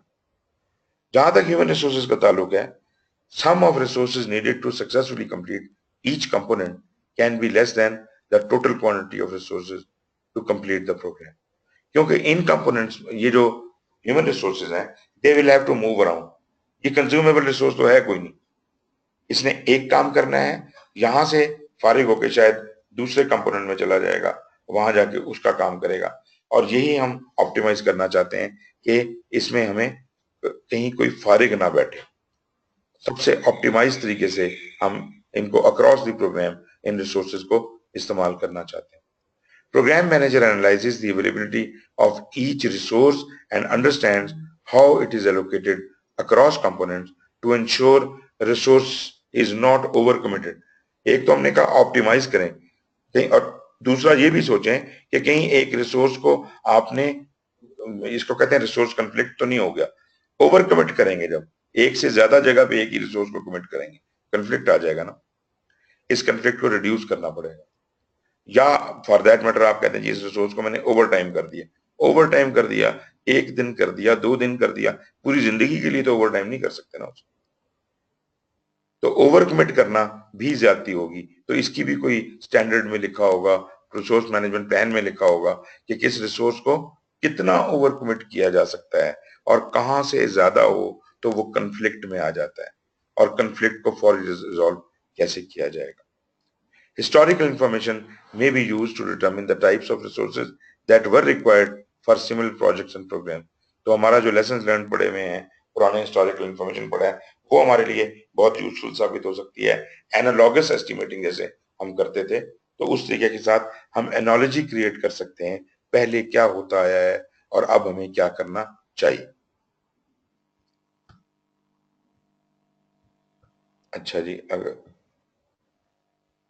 अब जनाब रिसोर्स प्लानिंग में if resources are not available, unavailable within the program, program manager calls upon the larger organization for assistance. अगर प्रोग्राम, मैंने कहा था प्रोग्राम मैनेजर का अपना एक पूल है, प्रोग्राम का अपना एक पूल है, रिसोर्स पूल। ये वो पूल है जो ऑर्गेनाइजेशन ने एलोकेट कर दिया प्रोग्राम को कि भाई ये रिसोर्स पूल आपका है, इसमें से अपना काम चलाओ। तो वो अपने प्रोजेक्ट्स को सबको जो रिसोर्सेज उससे निकाल निकाल के बांट रहा है। अगर रिसोर्सेज की रिक्वायरमेंट उससे ज्यादा हो जाएगी तो ये जो प्रोग्राम मैनेजर है ये ऑर्गेनाइजेशन की तरफ देखेगा कि जनाब मुझे ऑर्गेनाइजेशनल रिसोर्स पूल में से और बंदे या और चीजें चाहिए। तो अगर इसके रिसोर्स पूल में चीजें पूरी नहीं होती और प्रोग्राम रिसोर्स पूल से चीजें पूरी नहीं होती, रिसोर्सेज पूरी नहीं पड़ती, तो फिर उसको ऑर्गेनाइजेशन रिसोर्स पूल से रिक्वेस्ट करनी पड़ेगी। If necessary, the program manager will work with the organization to develop a statement of work to contract the necessary resources. Now this is interesting. अभी हम एंटर हो रहे हैं प्रोक्योरमेंट के area में। कहता है कि अगर तो ऑर्गेनाइजेशन के रिसोर्स में भी, वो पूल में भी वो चीज नहीं है और एलोकेट नहीं है, तो खरीदनी पड़ेगी ना जी, प्रोक्योर करनी पड़ेगी ना। जब प्रोक्योर करनी पड़ेगी, तो अगर कोई चीज हमारे पास नहीं है, ऑर्गेनाइजेशन के पास भी नहीं है, तो इसका मतलब है कि we have to create a statement of work based on which हम प्रोक्योरमेंट डॉक्यूमेंट्स बनाएंगे, अल्टीमेटली कॉन्ट्रैक्ट देंगे। वो सारी जो आपने चीजें प्रोक्योरमेंट में पढ़ी वो यहाँ अप्लाई हो जाए। So output of this activity क्या होगी जी, रिसोर्स की रिक्वायरमेंट्स होंगी और रिसोर्स, प्रोग्राम रिसोर्स प्लान होगा। रिसोर्स प्रायोरिटाइजेशन नेक्स्ट टॉपिक जो कि आपकी बेनिफिट डिलीवरी की फेज में आता है। Resource prioritization allows the program manager to prioritize critical resources that are not available in abundance and to optimize their use across all components within the program। देखें, जो scars resource है वही हमारे लिए क्रिटिकल रिसोर्स है। जो scars resource है, मिसाल के तौर पे मेरे पास एक ही कारपेंटर है, हर किसी को कारपेंटर चाहिए। आप ये देखेंगे जो चीज कम सप्लाई में हो उसकी डिमांड बढ़ जाती है। एक ही कारपेंटर है तो 10 आदमी उसे कहेंगे जी कि हमें भी चाहिए एक ही टाइम के ऊपर। तो ये मेरा क्रिटिकल रिसोर्स बन जाएगा और इसको तो ऑप्टिमाइज पहले करना है ना जी। बाकी रिसोर्सेज ऑप्टिमाइज करने की तो बाद में बात है। उधर से तो हम कंफर्टेबल हैं कि एक से ज्यादा लोग अवेलेबल हैं, तो उसमें तो हम गुजारा कर सकते हैं। लेकिन ये जो एक ही रिसोर्स है इसको बहुत कैलकुलेटेड तरीके से इस्तेमाल करना पड़ेगा कि ये किसी वक्त फारिग ना बैठे और अपनी ऑप्टिमाइज्ड कैपेबिलिटी के मुताबिक काम कर रहा हो। लेकिन एट द सेम टाइम अभी जो मैंने पीछे बात की थी ओवरवर्क की, कहीं ऐसा ना हो ओवरवर्क हो जाए, ओवरवर्क भी ना हो। Frequently, this involves human resource planning to identify, document, and assign program roles and responsibilities to individuals or groups. During program execution, the need for staff, facilities, funding, equipment, and other resources, they keep changing. These fluctuations are similar to the economics of supply and demand. मैंने अभी बात की ना आपके साथ, supply and demand की बात है कि रिसोर्स शॉर्ट सप्लाई में है या अबंडेंट सप्लाई में है. अगर वो शॉर्ट सप्लाई में होगा तो डेफिनेटली डिमांड बढ़ जाएगी. Program manager manages resources at the program level and works with the project managers who manage resources at component level to balance the needs of the program with the availability of resources. A program manager will often create a program resource plan that describes the use of scarce resource and the priority for which each component can plan for that resource. तो output इसका क्या होगा जी, ये resources की prioritisation होने से resource की priorities निकल आएंगी और रिसोर्स प्लान अपडेट हो जाएगा. रिसोर्स प्लान तो हमने बनाया था पिछले स्टेप के अंदर, तो वो रिसोर्स प्लान अपडेट हो जाएगा. अब जनाब इनकी इंटरडिपेंडेंसीज को मैनेज करना है. Resources are often shared among different components within a program. वही रिसोर्स एक से फारिग होता है दूसरे में चला जाता है. And the program manager should work to ensure that the interdependencies do not cause delay in the benefit delivery. This is achieved by carefully controlling the schedule for scarce resources. Scarce resources वो हैं जो critical है हमारे लिए. Program manager ensures resources are released for other programs when they are no longer necessary for the current program. आपके programme से जो resources programme level पे फारिग हो जाते हैं उनको वहां से फारिग करें ताकि वो किसी और प्रोग्राम या प्रोजेक्ट पे जाके काम कर सकें. Don't hold the resources unnecessarily. Optimization के ऊपर है. आपने अपनी ऑप्टिमाइजेशन कर ली, अगर इस बंदे को अभी भी बिठा के रखा हुआ है तो आप बिला वजह इसे पे कर रहे हैं. It is no more required to be paid. उसको निकालें वहां से किसी और जगह भेजें ताकि उसकी यूटिलाइजेशन किसी और प्रोजेक्ट या प्रोग्राम के लिए हो सके. Program manager may have to work with the component managers to ensure the program work breakdown structure accounts for the times used of interdependent resources when developing a schedule for scarce program. ये जो हमने सारा resources की orchestrate किया है कि कौन सा रिसोर्स कहां से कब फारिग होगा और फिर कहां जाएगा, इसका पूरा एक स्केड्यूल बना लें. स्केड्यूल बना लें बाकायदा कि जनाब ये रिसोर्स इस वक्त से इस वक्त तक यहां काम कर रहा है, इस तारीख को यहां से फारिग होगा तो फलानी जगह चला जाएगा. Output of this activity includes the program resource plan. ये वो रिसोर्स प्लान अपडेट करेगा और ये आपकी सारी इंटरडिपेंडेंसीज इसके साथ मैनेज हो जाए. राइट जी, this ends our resource management और रिस्क की तरफ हम शुरू करते हैं. अगर मुझे आप 5 मिनट की ब्रेक दें तो मैं अभी एक काम करके फिर आपके पास वापस आता हूँ. इज इट ओके जी? No problem sir. Just 5 minutes. Okay जी.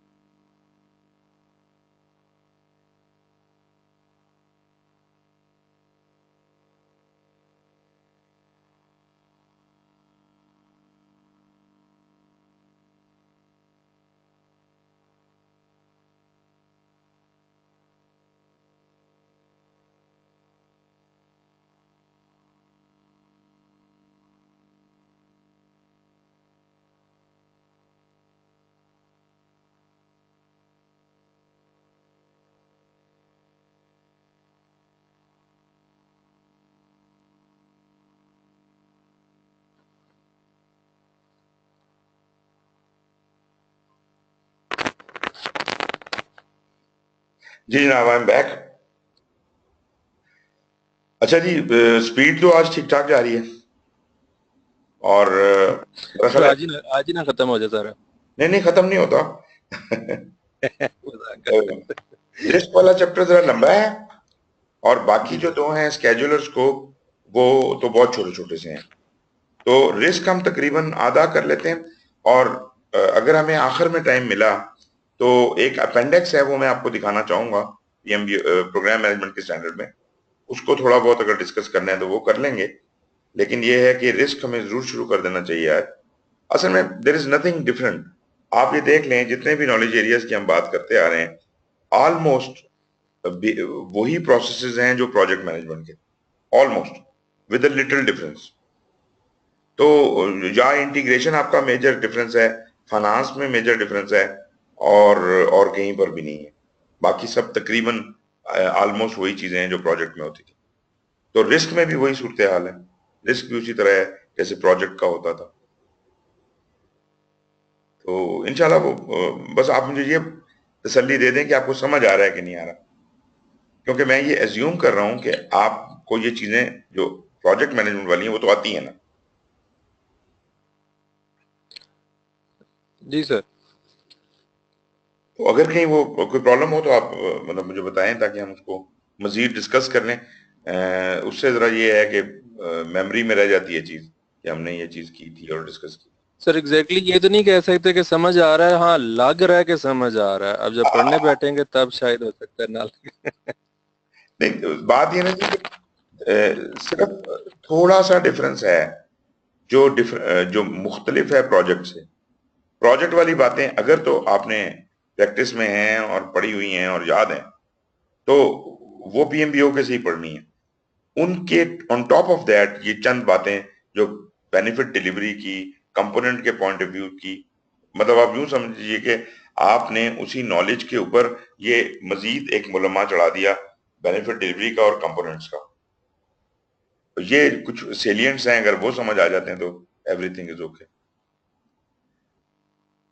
राइट जी, let me move on to the risk management. और रिस्क मैनेजमेंट में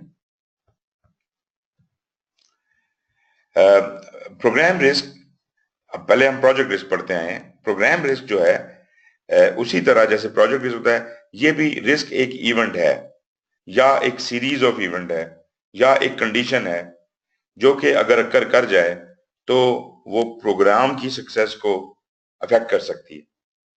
जो इफेक्ट कर सकती है वो असर पॉजिटिव भी हो सकता है और नेगेटिव भी हो सकता है। Positive risk often refer to as opportunities and negative risk as threat. मेरा ख्याल है ये बातें वही हैं, हम सब समझते और जानते हैं। These risk arise from the program components. अब यहां पे जरा ये डिफरेंस है, पहले तो हम प्रोजेक्ट के रिस्क देख रहे थे, तो प्रोजेक्ट में हम कहते थे कि जी एक्टिविटीज से निकलेंगे रिस्क। अब प्रोजेक्ट ये प्रोग्राम की बात हो रही है, तो प्रोग्राम को जो रिस्क हैं वो या तो प्रोग्राम की एक्टिविटी से हो सकते हैं या प्रोग्राम के कंपोनेंट से हो सकते हैं या कंपोनेंट की आपस में बातचीत से हो सकते हैं, उनके इंटरेक्शन से हो सकते हैं एक दूसरे के साथ जो वो इंटर कम्युनिकेट करते हैं। ये रिस्क जो हैं ये टेक्निकल कॉम्प्लेक्सिटी के भी हो सकते हैं, स्केड्यूल के भी हो सकते हैं, कॉस्ट के भी हो सकते हैं, और with the broader environment in which the programme is manage, environmental भी हो सकते हैं। तो और जैसे हमने पहले कहा कि वो पॉजिटिव और नेगेटिव दोनों तरह के रिस्क हो सकते हैं। Risk monitoring involves tracking programme level risk identified in the programme risk register. आपने प्रोग्राम के लेवल पे रिस्क रजिस्टर बनाना है, फिर उस रिस्क को आइडेंटिफाई जब किया तो उसे रिस्क रजिस्टर में डाला, फिर नए रिस्कों को भी आइडेंटिफाई कर करके रिस्क रजिस्टर में डालना है, रिस्कों को ट्रैक करना है,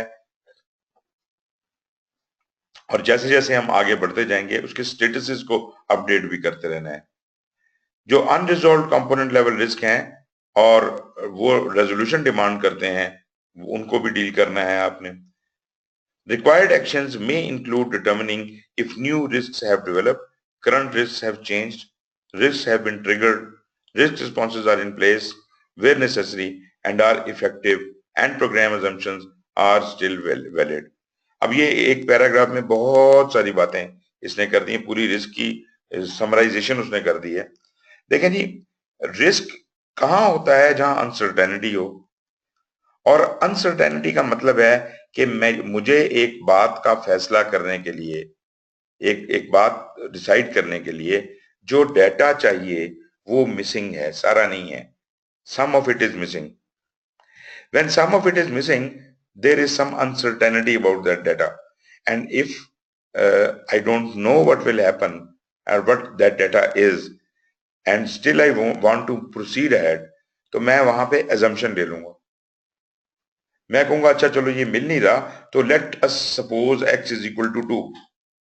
अब मैं 2 की वैल्यू लगा के x की जगह मैं सारा सवाल हल कर दूंगा, और बाद में पता चलता है x की वैल्यू तो 2 थी ही नहीं.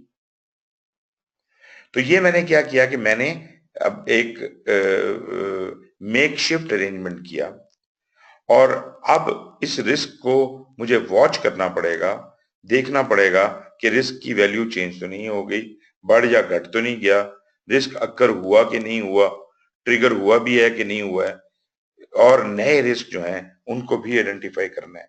तो प्रोग्राम की एजम्पशंस पे हमें वॉच करना पड़ता है, उसको देखना पड़ता है. प्रोग्राम लेवल की एजम्पशंस प्रोग्राम रिस्क को इंडिकेट करती. Risk control focuses on threats that could develop into actual problems or issues and opportunities that could add to the program. तो मतलब हम रिस्कों को कंट्रोल कैसे करना चाहते हैं? हम ये चाह रहे हैं कि जो बुरे रिस्क हैं, जो थ्रेट्स हैं, उनसे तो किसी तरह से बचा जा सके, और जो रिस्क अच्छे हैं उनके होने के चांसेस को बढ़ाया जा सके, या उनके होने वाले फायदे को बढ़ाया जा सके. Risk control involves implementing the actions and contingency plans contained in the risk response plan. हम contingencies डिजाइन करते हैं रिस्कों के लिए कि अगर ये रिस्क अक्कर हुआ तो इसके साथ क्या सलूक रवा रखना है. When risks remain unresolved, the program manager ensures that these risks are escalated progressively higher on the authority scale until resolution can be achieved. अगर तो मेरे बस में नहीं है, मैं प्रोग्राम मैनेजर हूं, इस रिस्क का इलाज या हल मेरे बस में नहीं है, तो मैं गवर्नेंस बोर्ड को भेजूंगा. वो अगर उसके भी बस में ना हुआ तो वो शायद ऑर्गेनाइजेशन के एग्जीक्यूटिव लेवल को भेजे. सो जो भी कोई अथॉरिटी रखता होगा उसके ऊपर, उसको रिजॉल्व करने की, वो उसे रिजॉल्व करेगा. असल में यहाँ एक चीज जो ये कहना भूल गया है या सही तरह से उसको मेंशन नहीं किया, होता ये है कि रिस्क उस वक्त तक रिस्क रहता है जब तक वो अक्कर नहीं कर जाता. The moment it occurs it becomes an issue. और नॉर्मली ये जो एस्केलेशन का पाथ है हायर लेवल अथॉरिटी को, ये जब रिस्क अक्कर हो जाता है और वो इशू बन जाता है तो इशू एस्केलेशन का पाथ होता है. मेरा ख्याल है कि इस किताब में, स्टैंडर्ड में, ये इसने थोड़ी सी डंडी मार दी है, थोड़ी सी गलती कर दी है कि रिस्क को एस्केलेट नहीं किया जाता, इशू को एस्केलेट किया जाता है, और इशू तब बनता है जब रिस्क अक्कर हो जाए. एनीवेज जी, तो इश्यूज हैं जिनका रेजोल्यूशन निकाला जाता है at various levels. Programme governance and escalation procedures should be in place to allow risk to be assessed as necessary for possible impact across the organization. हाँ, ये बात मैं जरूर मानने को तैयार हूं कि एक रिस्क जो अभी अक्कर नहीं हुआ उसके होने के चांसेस हैं, लेकिन हाँ, ये बात बिल्कुल बनती है कि प्रोजेक्ट लेवल पे जब मैं रिस्क आइडेंटिफाई कर रहा हूं कंपोनेंट लेवल के ऊपर, तो पता चलता है कि एक रिस्क ऐसा है कि नजर तो आ रहा है लेकिन मेरे प्रोजेक्ट की, मेरे कंपोनेंट की औकात से बड़ा है. ऐसा रिस्क मैं एस्केलेट कर दूंगा.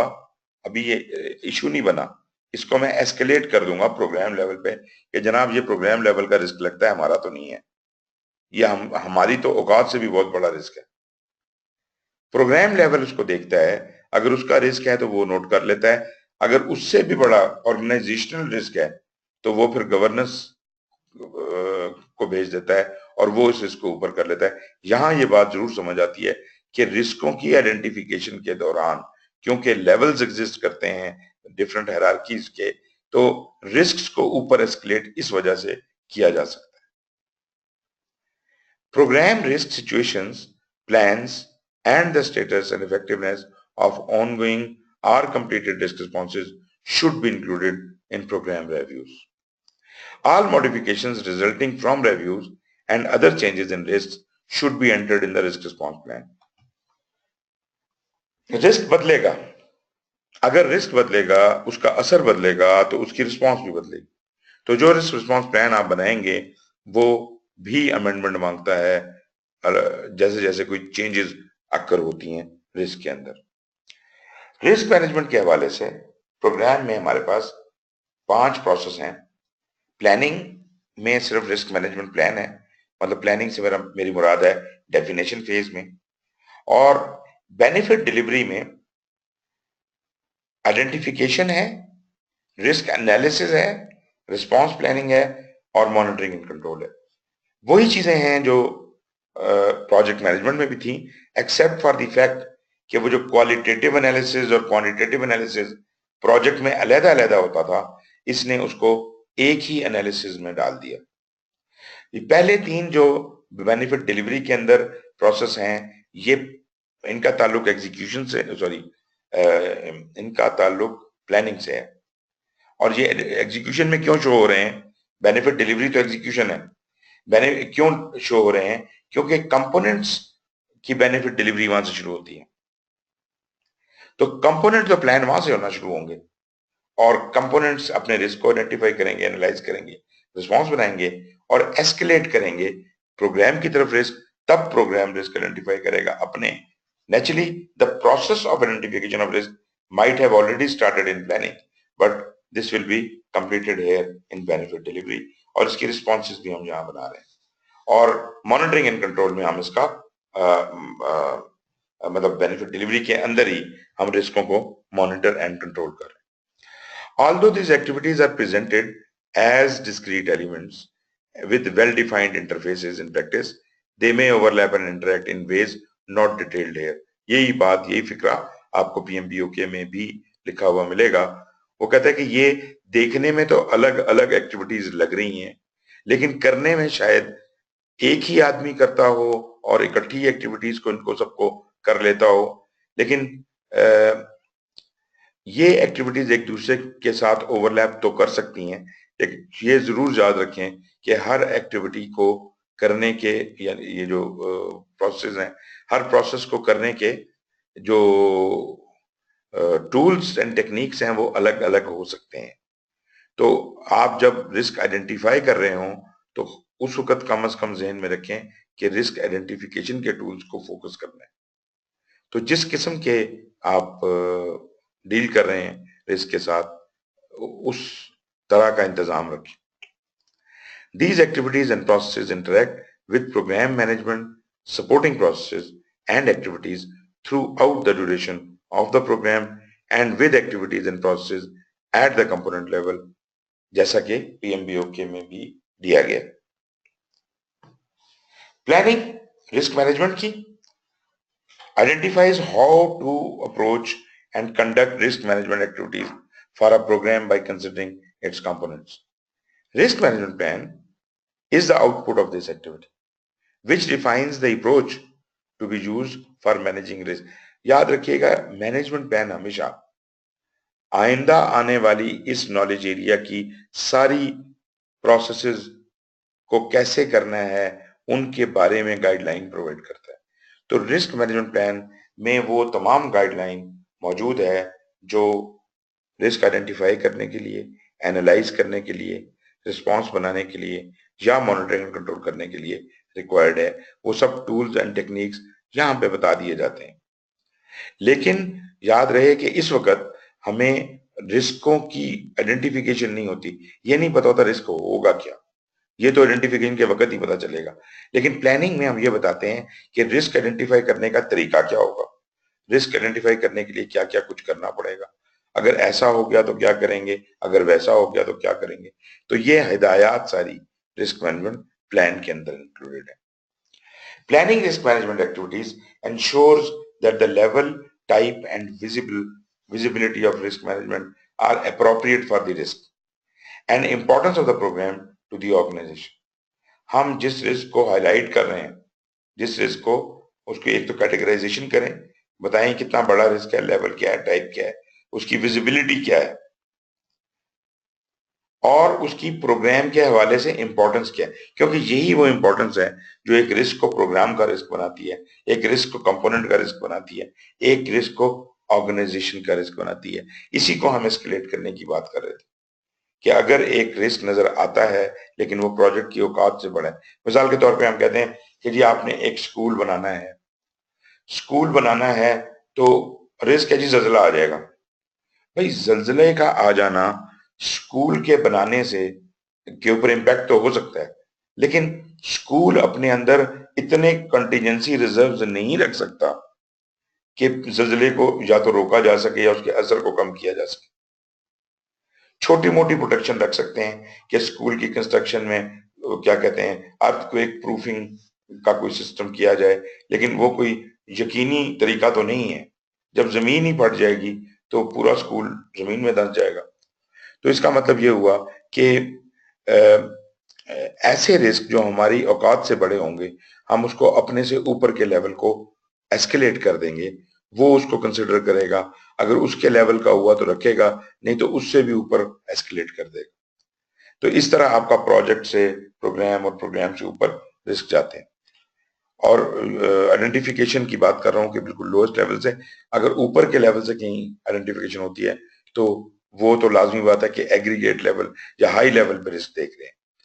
It identifies the resources and time required for risk management activities. In addition, it establishes an agreed upon basis for evaluating risk. तरीकाकार, रिस्कों को ट्रीटमेंट क्या देनी है शुरू से आखिर तक, ये सब यहां रिस्क मैनेजमेंट प्लान में डिफाइन होगा। Programme risk management planning activity should be conducted early in the programme definition phase, जितना जल्दी हो सके। और अगर आप गौर करें तो भले ये रिकॉर्डेड है या नहीं है, लेकिन रिस्क मैनेजमेंट तो प्रोग्राम के शुरू होने से भी पहले, जब फिजिबिलिटी, बिजनेस केस और ये बातें हो रही थी, तभी बन चुका था, बनना शुरू हो गया था। तब भी हमने रिस्क आइडेंटिफाई किए थे उस बड़े लेवल के। लेकिन जैसे जैसे हम प्रोग्राम के अंदर दाखिल होते चले जा रहे हैं, वैसे वैसे चीजें ज्यादा खुलती जा रही हैं और अब हम उतनी ज्यादा डिटेल के रिस्क आइडेंटिफाई कर पा रहे हैं। It is crucial for the successful performance of other activities described in this section. तो जितनी भी एक्टिविटीज हमने करनी है रिस्क से रिलेटेड, वो इस मैनेजमेंट प्लान के मुताबिक होंगी। It may also need to be repeated whenever major changes occur in the programme. जब कभी कोई नई तब्दीली आएगी, नए रिस्क आइडेंटिफाई होंगे, सारी साइकिल दोबारा चलेगी। आइडेंटिफाई रिस्क से लेके और रिस्पॉन्स प्लानिंग तक सब कुछ दोबारा प्लान होगा नए रिस्कों के लिए। It is essential to define risk profiles of organizations to construct the most suitable approach to managing program risks, adjusting risk sensitivity, and monitoring risk criticality. Risk targets and risk thresholds influence the program management plan. Risk thresholds, ये आपने PMBOK में पढ़ा होगा, risk की tolerance क्या होती है, risk का थ्रेशोल्ड क्या होता है, रिस्क की एपिटाइट क्या होती है। Just to remind you, risk appetite, आप कहते हैं कि आपकी रिस्क एपिटाइट क्या है, मतलब आप कितना रिस्क बगैर तकलीफ के गवारा कर जाएंगे। मतलब आप कहेंगे कि मेरी स्किन इतनी मोटी है कि मेरे पे ये छोटे मोटे रिस्क तो असर ही नहीं करते। अगर एक मच्छर मेरे जिस्म पे बैठा हुआ है तो आई डोंट केयर, अगर वो काट भी लेगा तो डजंट मैटर। सो रिस्क तो है कि वो मुझे काट लेगा, लेकिन I don't care because I can bear it, I can bear it, this is my appetite. इतना रिस्क मैं खा पी जाता हूं। इसके बाद आता है रिस्क टॉलरेंस, मेरी रिस्क बर्दाश्त करने की हद क्या है। हद के अंदर अंदर मैं रिस्क बर्दाश्त कर लूंगा, लेकिन एपिटाइट के अंदर अंदर तो मैंने कहा था कि मैं मजे से, खुशी से बर्दाश्त कर रहा हूं। टॉलरेंस का मतलब है कि मैं ये मेरी तकलीफ की हद है, इस हद तक तकलीफ मैं बर्दाश्त कर लूंगा, मतलब विद बैड टेस्ट, शायद बुरा सा मुंह बनाकर मैं तकलीफ, आप मेरे चुटकी काटें जोर से, एक हद तक तो मैं बर्दाश्त करूंगा, आखिर में मैं चीख पड़ूंगा। ये टॉलरेंस मेरी हद है, चीखने से पहले की हद मेरी टॉलरेंस है। इतना रिस्क मैं, आखिरी मेरी लिमिट है ये, इतना मैं यहां तक बर्दाश्त कर सकता हूं। सो रिस्क एपिटाइट जो मैं खुशी से बगैर तकलीफ के बर्दाश्त करूं, और रिस्क टॉलरेंस जो मैं तकलीफ के साथ बर्दाश्त कर सकता हूं, और रिस्क की जो जो क्या कहते हैं थ्रेशोल्ड है, वो उसकी हदूद हैं, जिससे बाहर कोई चीज होगी तो उसको मैं रिस्क मानूंगा, उसके अंदर जो चीज है जो मेरे रिस्क टॉलरेंस में आ रही है उसको मैं रिस्क नहीं कहता।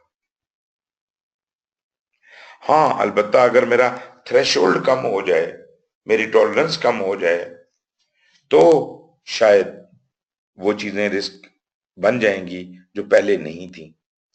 तो ऐसा होता है कि आपकी रिस्क टॉलरेंस प्रोजेक्ट की लाइफ के दौरान बदल भी जाती है। रिस्क प्रोफाइल्स में be expressed in policy statement or revealed in action. हमें पॉलिसी मिल रही है ना, ऑर्गेनाइजेशन की तरफ से कोई रिस्क पॉलिसी होगी, कोई प्रोग्राम अपनी कोई रिस्क पॉलिसी बनाएगा अपने कंपोनेंट्स के लिए, तो वो जो कुछ भी हमें मिल रहा है उसकी रोशनी में हम इसे बना रहे हैं। These actions may highlight organizational willingness to embrace high threat situation or its reluctance to forego high opportunity choices। मतलब ये ऑर्गेनाइजेशन की, जो मैंने अभी बताया ना, ऑर्गेनाइजेशन की टॉलरेंस क्या है। एक तो मैं बंदे की टॉलरेंस बता रहा था, ऑर्गेनाइजेशन रिस्क तो ऑर्गेनाइजेशन पे आ रहा है ना, ऑर्गेनाइजेशन किस हद तक तकलीफ बर्दाश्त कर सकती है। कुछ ऑर्गेनाइजेशन होती हैं वो कहती हैं कि जी मसला ही कोई नहीं है, आप काम करें, और अगर गलत हो गया तो गलत तो हो जाता है काम, इस हद तक हम बर्दाश्त करने को तैयार है। तो इसका मतलब है ऑर्गेनाइजेशन की विलिंगनेस पे डिपेंड करता है, उसकी सेंसिटिविटी पे डिपेंड करता है कि वो किस हद तक रिस्क लेने को तैयार है।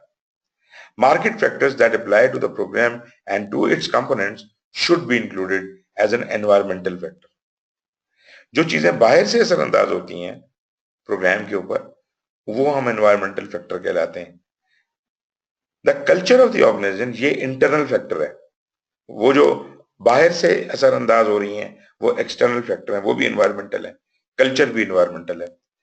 And stakeholders also play a role in shaping the approach to risk management. तो हमारी ऑर्गेनाइजेशन का माहौल, हमारे काम का एम्प्लॉयज और उनके काम करने का तरीका, और जो लोग ये काम कर रहे हैं, इनके ऊपर ग्रेटली डिपेंड करता है। आप यकीन कीजिए कि एक टीम एक प्रोजेक्ट के ऊपर लगाई जाए, जैसा प्लान बनाएगी, अगर मैं उसी प्रोजेक्ट पे एक और टीम को लाके लगाऊं, उसका प्लान डिफरेंट होगा। तो रिस्क क्यों नहीं डिफरेंट हो सकता, रिस्क की पॉलिसी क्यों नहीं डिफरेंट हो सकती।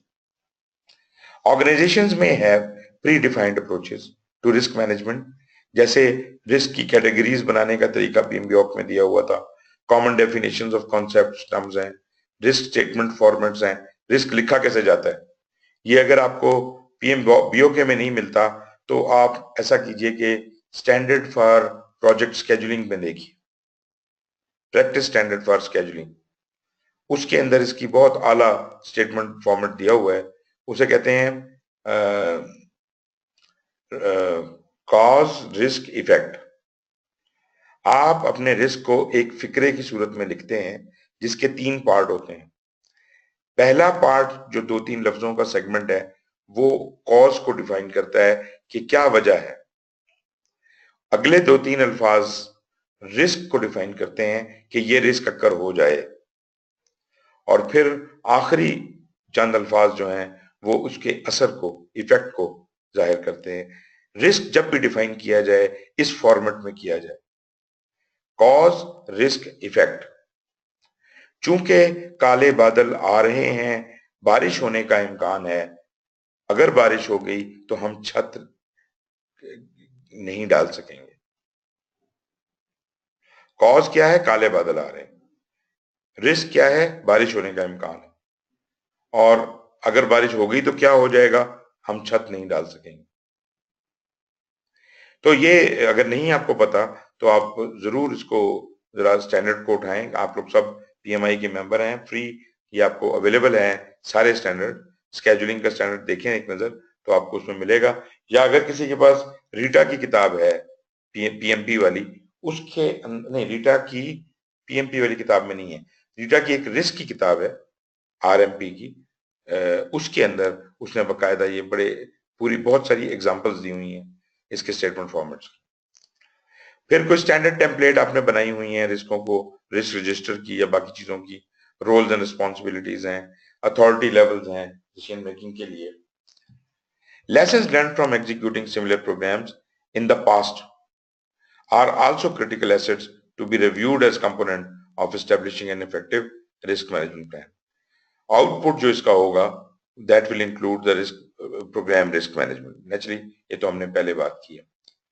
फिर हम रिस्क आइडेंटिफिकेशन की तरफ आते हैं।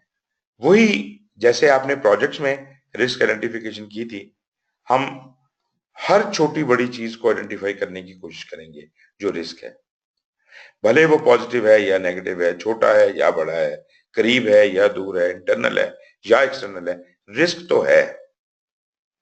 तो रिस्क सब आइडेंटिफाई करेंगे, डिटरमिन करेंगे कि which risk might affect the programme.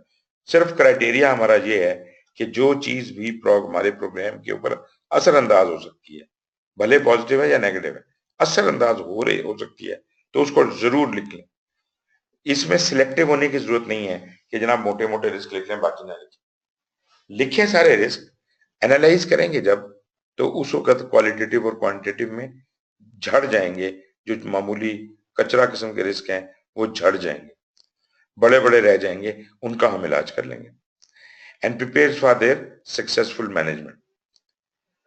Participants in risk identification activities may include the program manager, program sponsor, program team members, risk management team, subject matter experts from outside the program team, customers and users, project managers, managers of other program components, stakeholders, risk management experts, external reviewers, etc. आप गौर कीजिए कितने लोग हैं जो risk identification की activity में शामिल होते हैं। ये जो हम कभी WBS बनाते हैं, कभी रिस्क आइडेंटिफाई करते हैं, हम अमूमन क्या करते हैं, एक दो बंदे, अव्वल तो एक बंदा अकेला ही बैठ के बना लेता है, या ज्यादा होती है तो एक दो बंदे होते हैं। आप इन एक्टिविटीज के अंदर ज्यादा से ज्यादा लोगों को इन्वॉल्व करें, क्योंकि रिस्क आइडेंटिफिकेशन खास तौर पे यहाँ पर आपका दिमाग सोच भी नहीं सकता जो किसी और के दिमाग में बात आ सकती है, तो उसको प्रमोट करें। हर आदमी डिफरेंट लेवल पे डिफरेंट एंगल से सोच रहा है, हर चीज को हम कंसीव करना चाहते हैं, देयरफॉर ज्यादा से ज्यादा लोगों को जिनका कंसर्न है उनको बीच में शामिल करें। रिस्क आइडेंटिफिकेशन सिर्फ शुरू में नहीं होती, this is an iterative activity through out the life of the project. जैसे जैसे हालात खुलते जाएंगे, आप आगे बढ़ते जाएंगे, नए नए रिस्कों की पॉसिबिलिटीज निकलती जाएंगी। आपको जो ही कोई पॉसिबिलिटी नजर आती है, आप फौरन नए रिस्कों को आइडेंटिफाई करें। तो ये कॉन्टिन्यूस प्रोसेस चलेगा, और रिस्क आइडेंटिफाई होंगे और उसकी फिर प्रोसेसिंग होगी, एनालिसिस होगा और उसका रिस्पॉन्स बनेगी। ये सारे काम आइटरेटिव है, ये पूरा साइकिल थ्रू आउट घूमता रहेगा। As the program progresses, new risks may evolve or become known. कुछ अननोन है जो हम नहीं अभी जान सकते, वो बाद में क्लियर होकर सामने आएंगे, तो उनको तब आइडेंटिफाई कर लीजिए।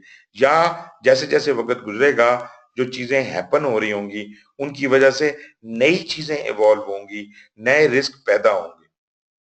फ्रीक्वेंसी ऑफ आइट्रेशन, ये कब कब आपने ये काम करना है रिस्क आइडेंटिफिकेशन का, इसका आप एक मुद्दत भी डिटरमिन कर सकते हैं कि जनाब हर हफ्ते हम रिस्क आइडेंटिफिकेशन किया करेंगे, या 2 हफ्ते में एक दफा किया करेंगे, या महीने में एक दफा किया करेंगे।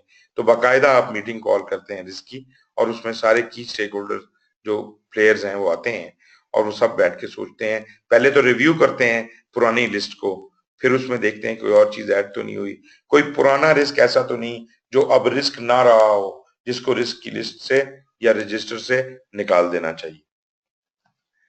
और फिर उसके फॉर्मेट बनाते हैं रिस्क स्टेटमेंट के हिसाब से। This allows for the comparison of risk events in the programme.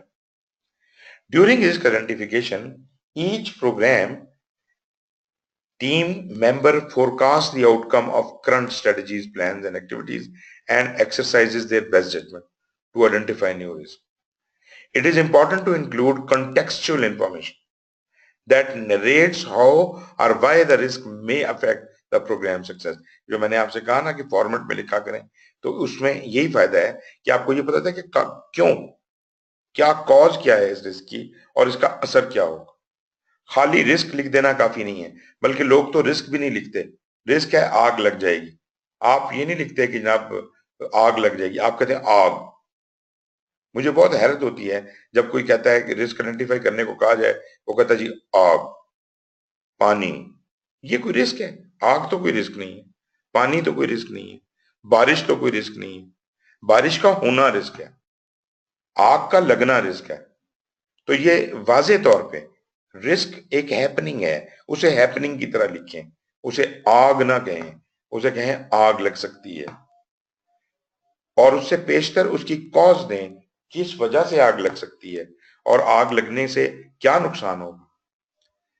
तो identification activity should provide sufficient information to allow the risk to be analysed and prioritised.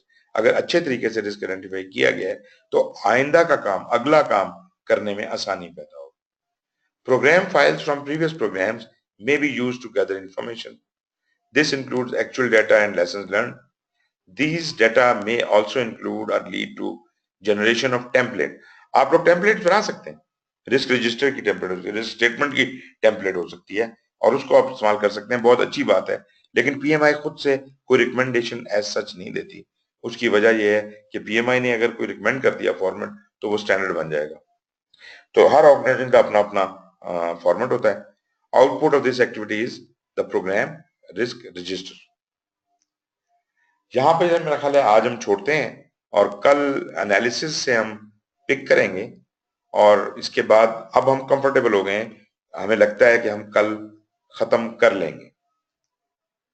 तो आई होप जी ये कुछ बात बनी भी होगी, ज्यादा स्पीड तो नहीं थी मेरी।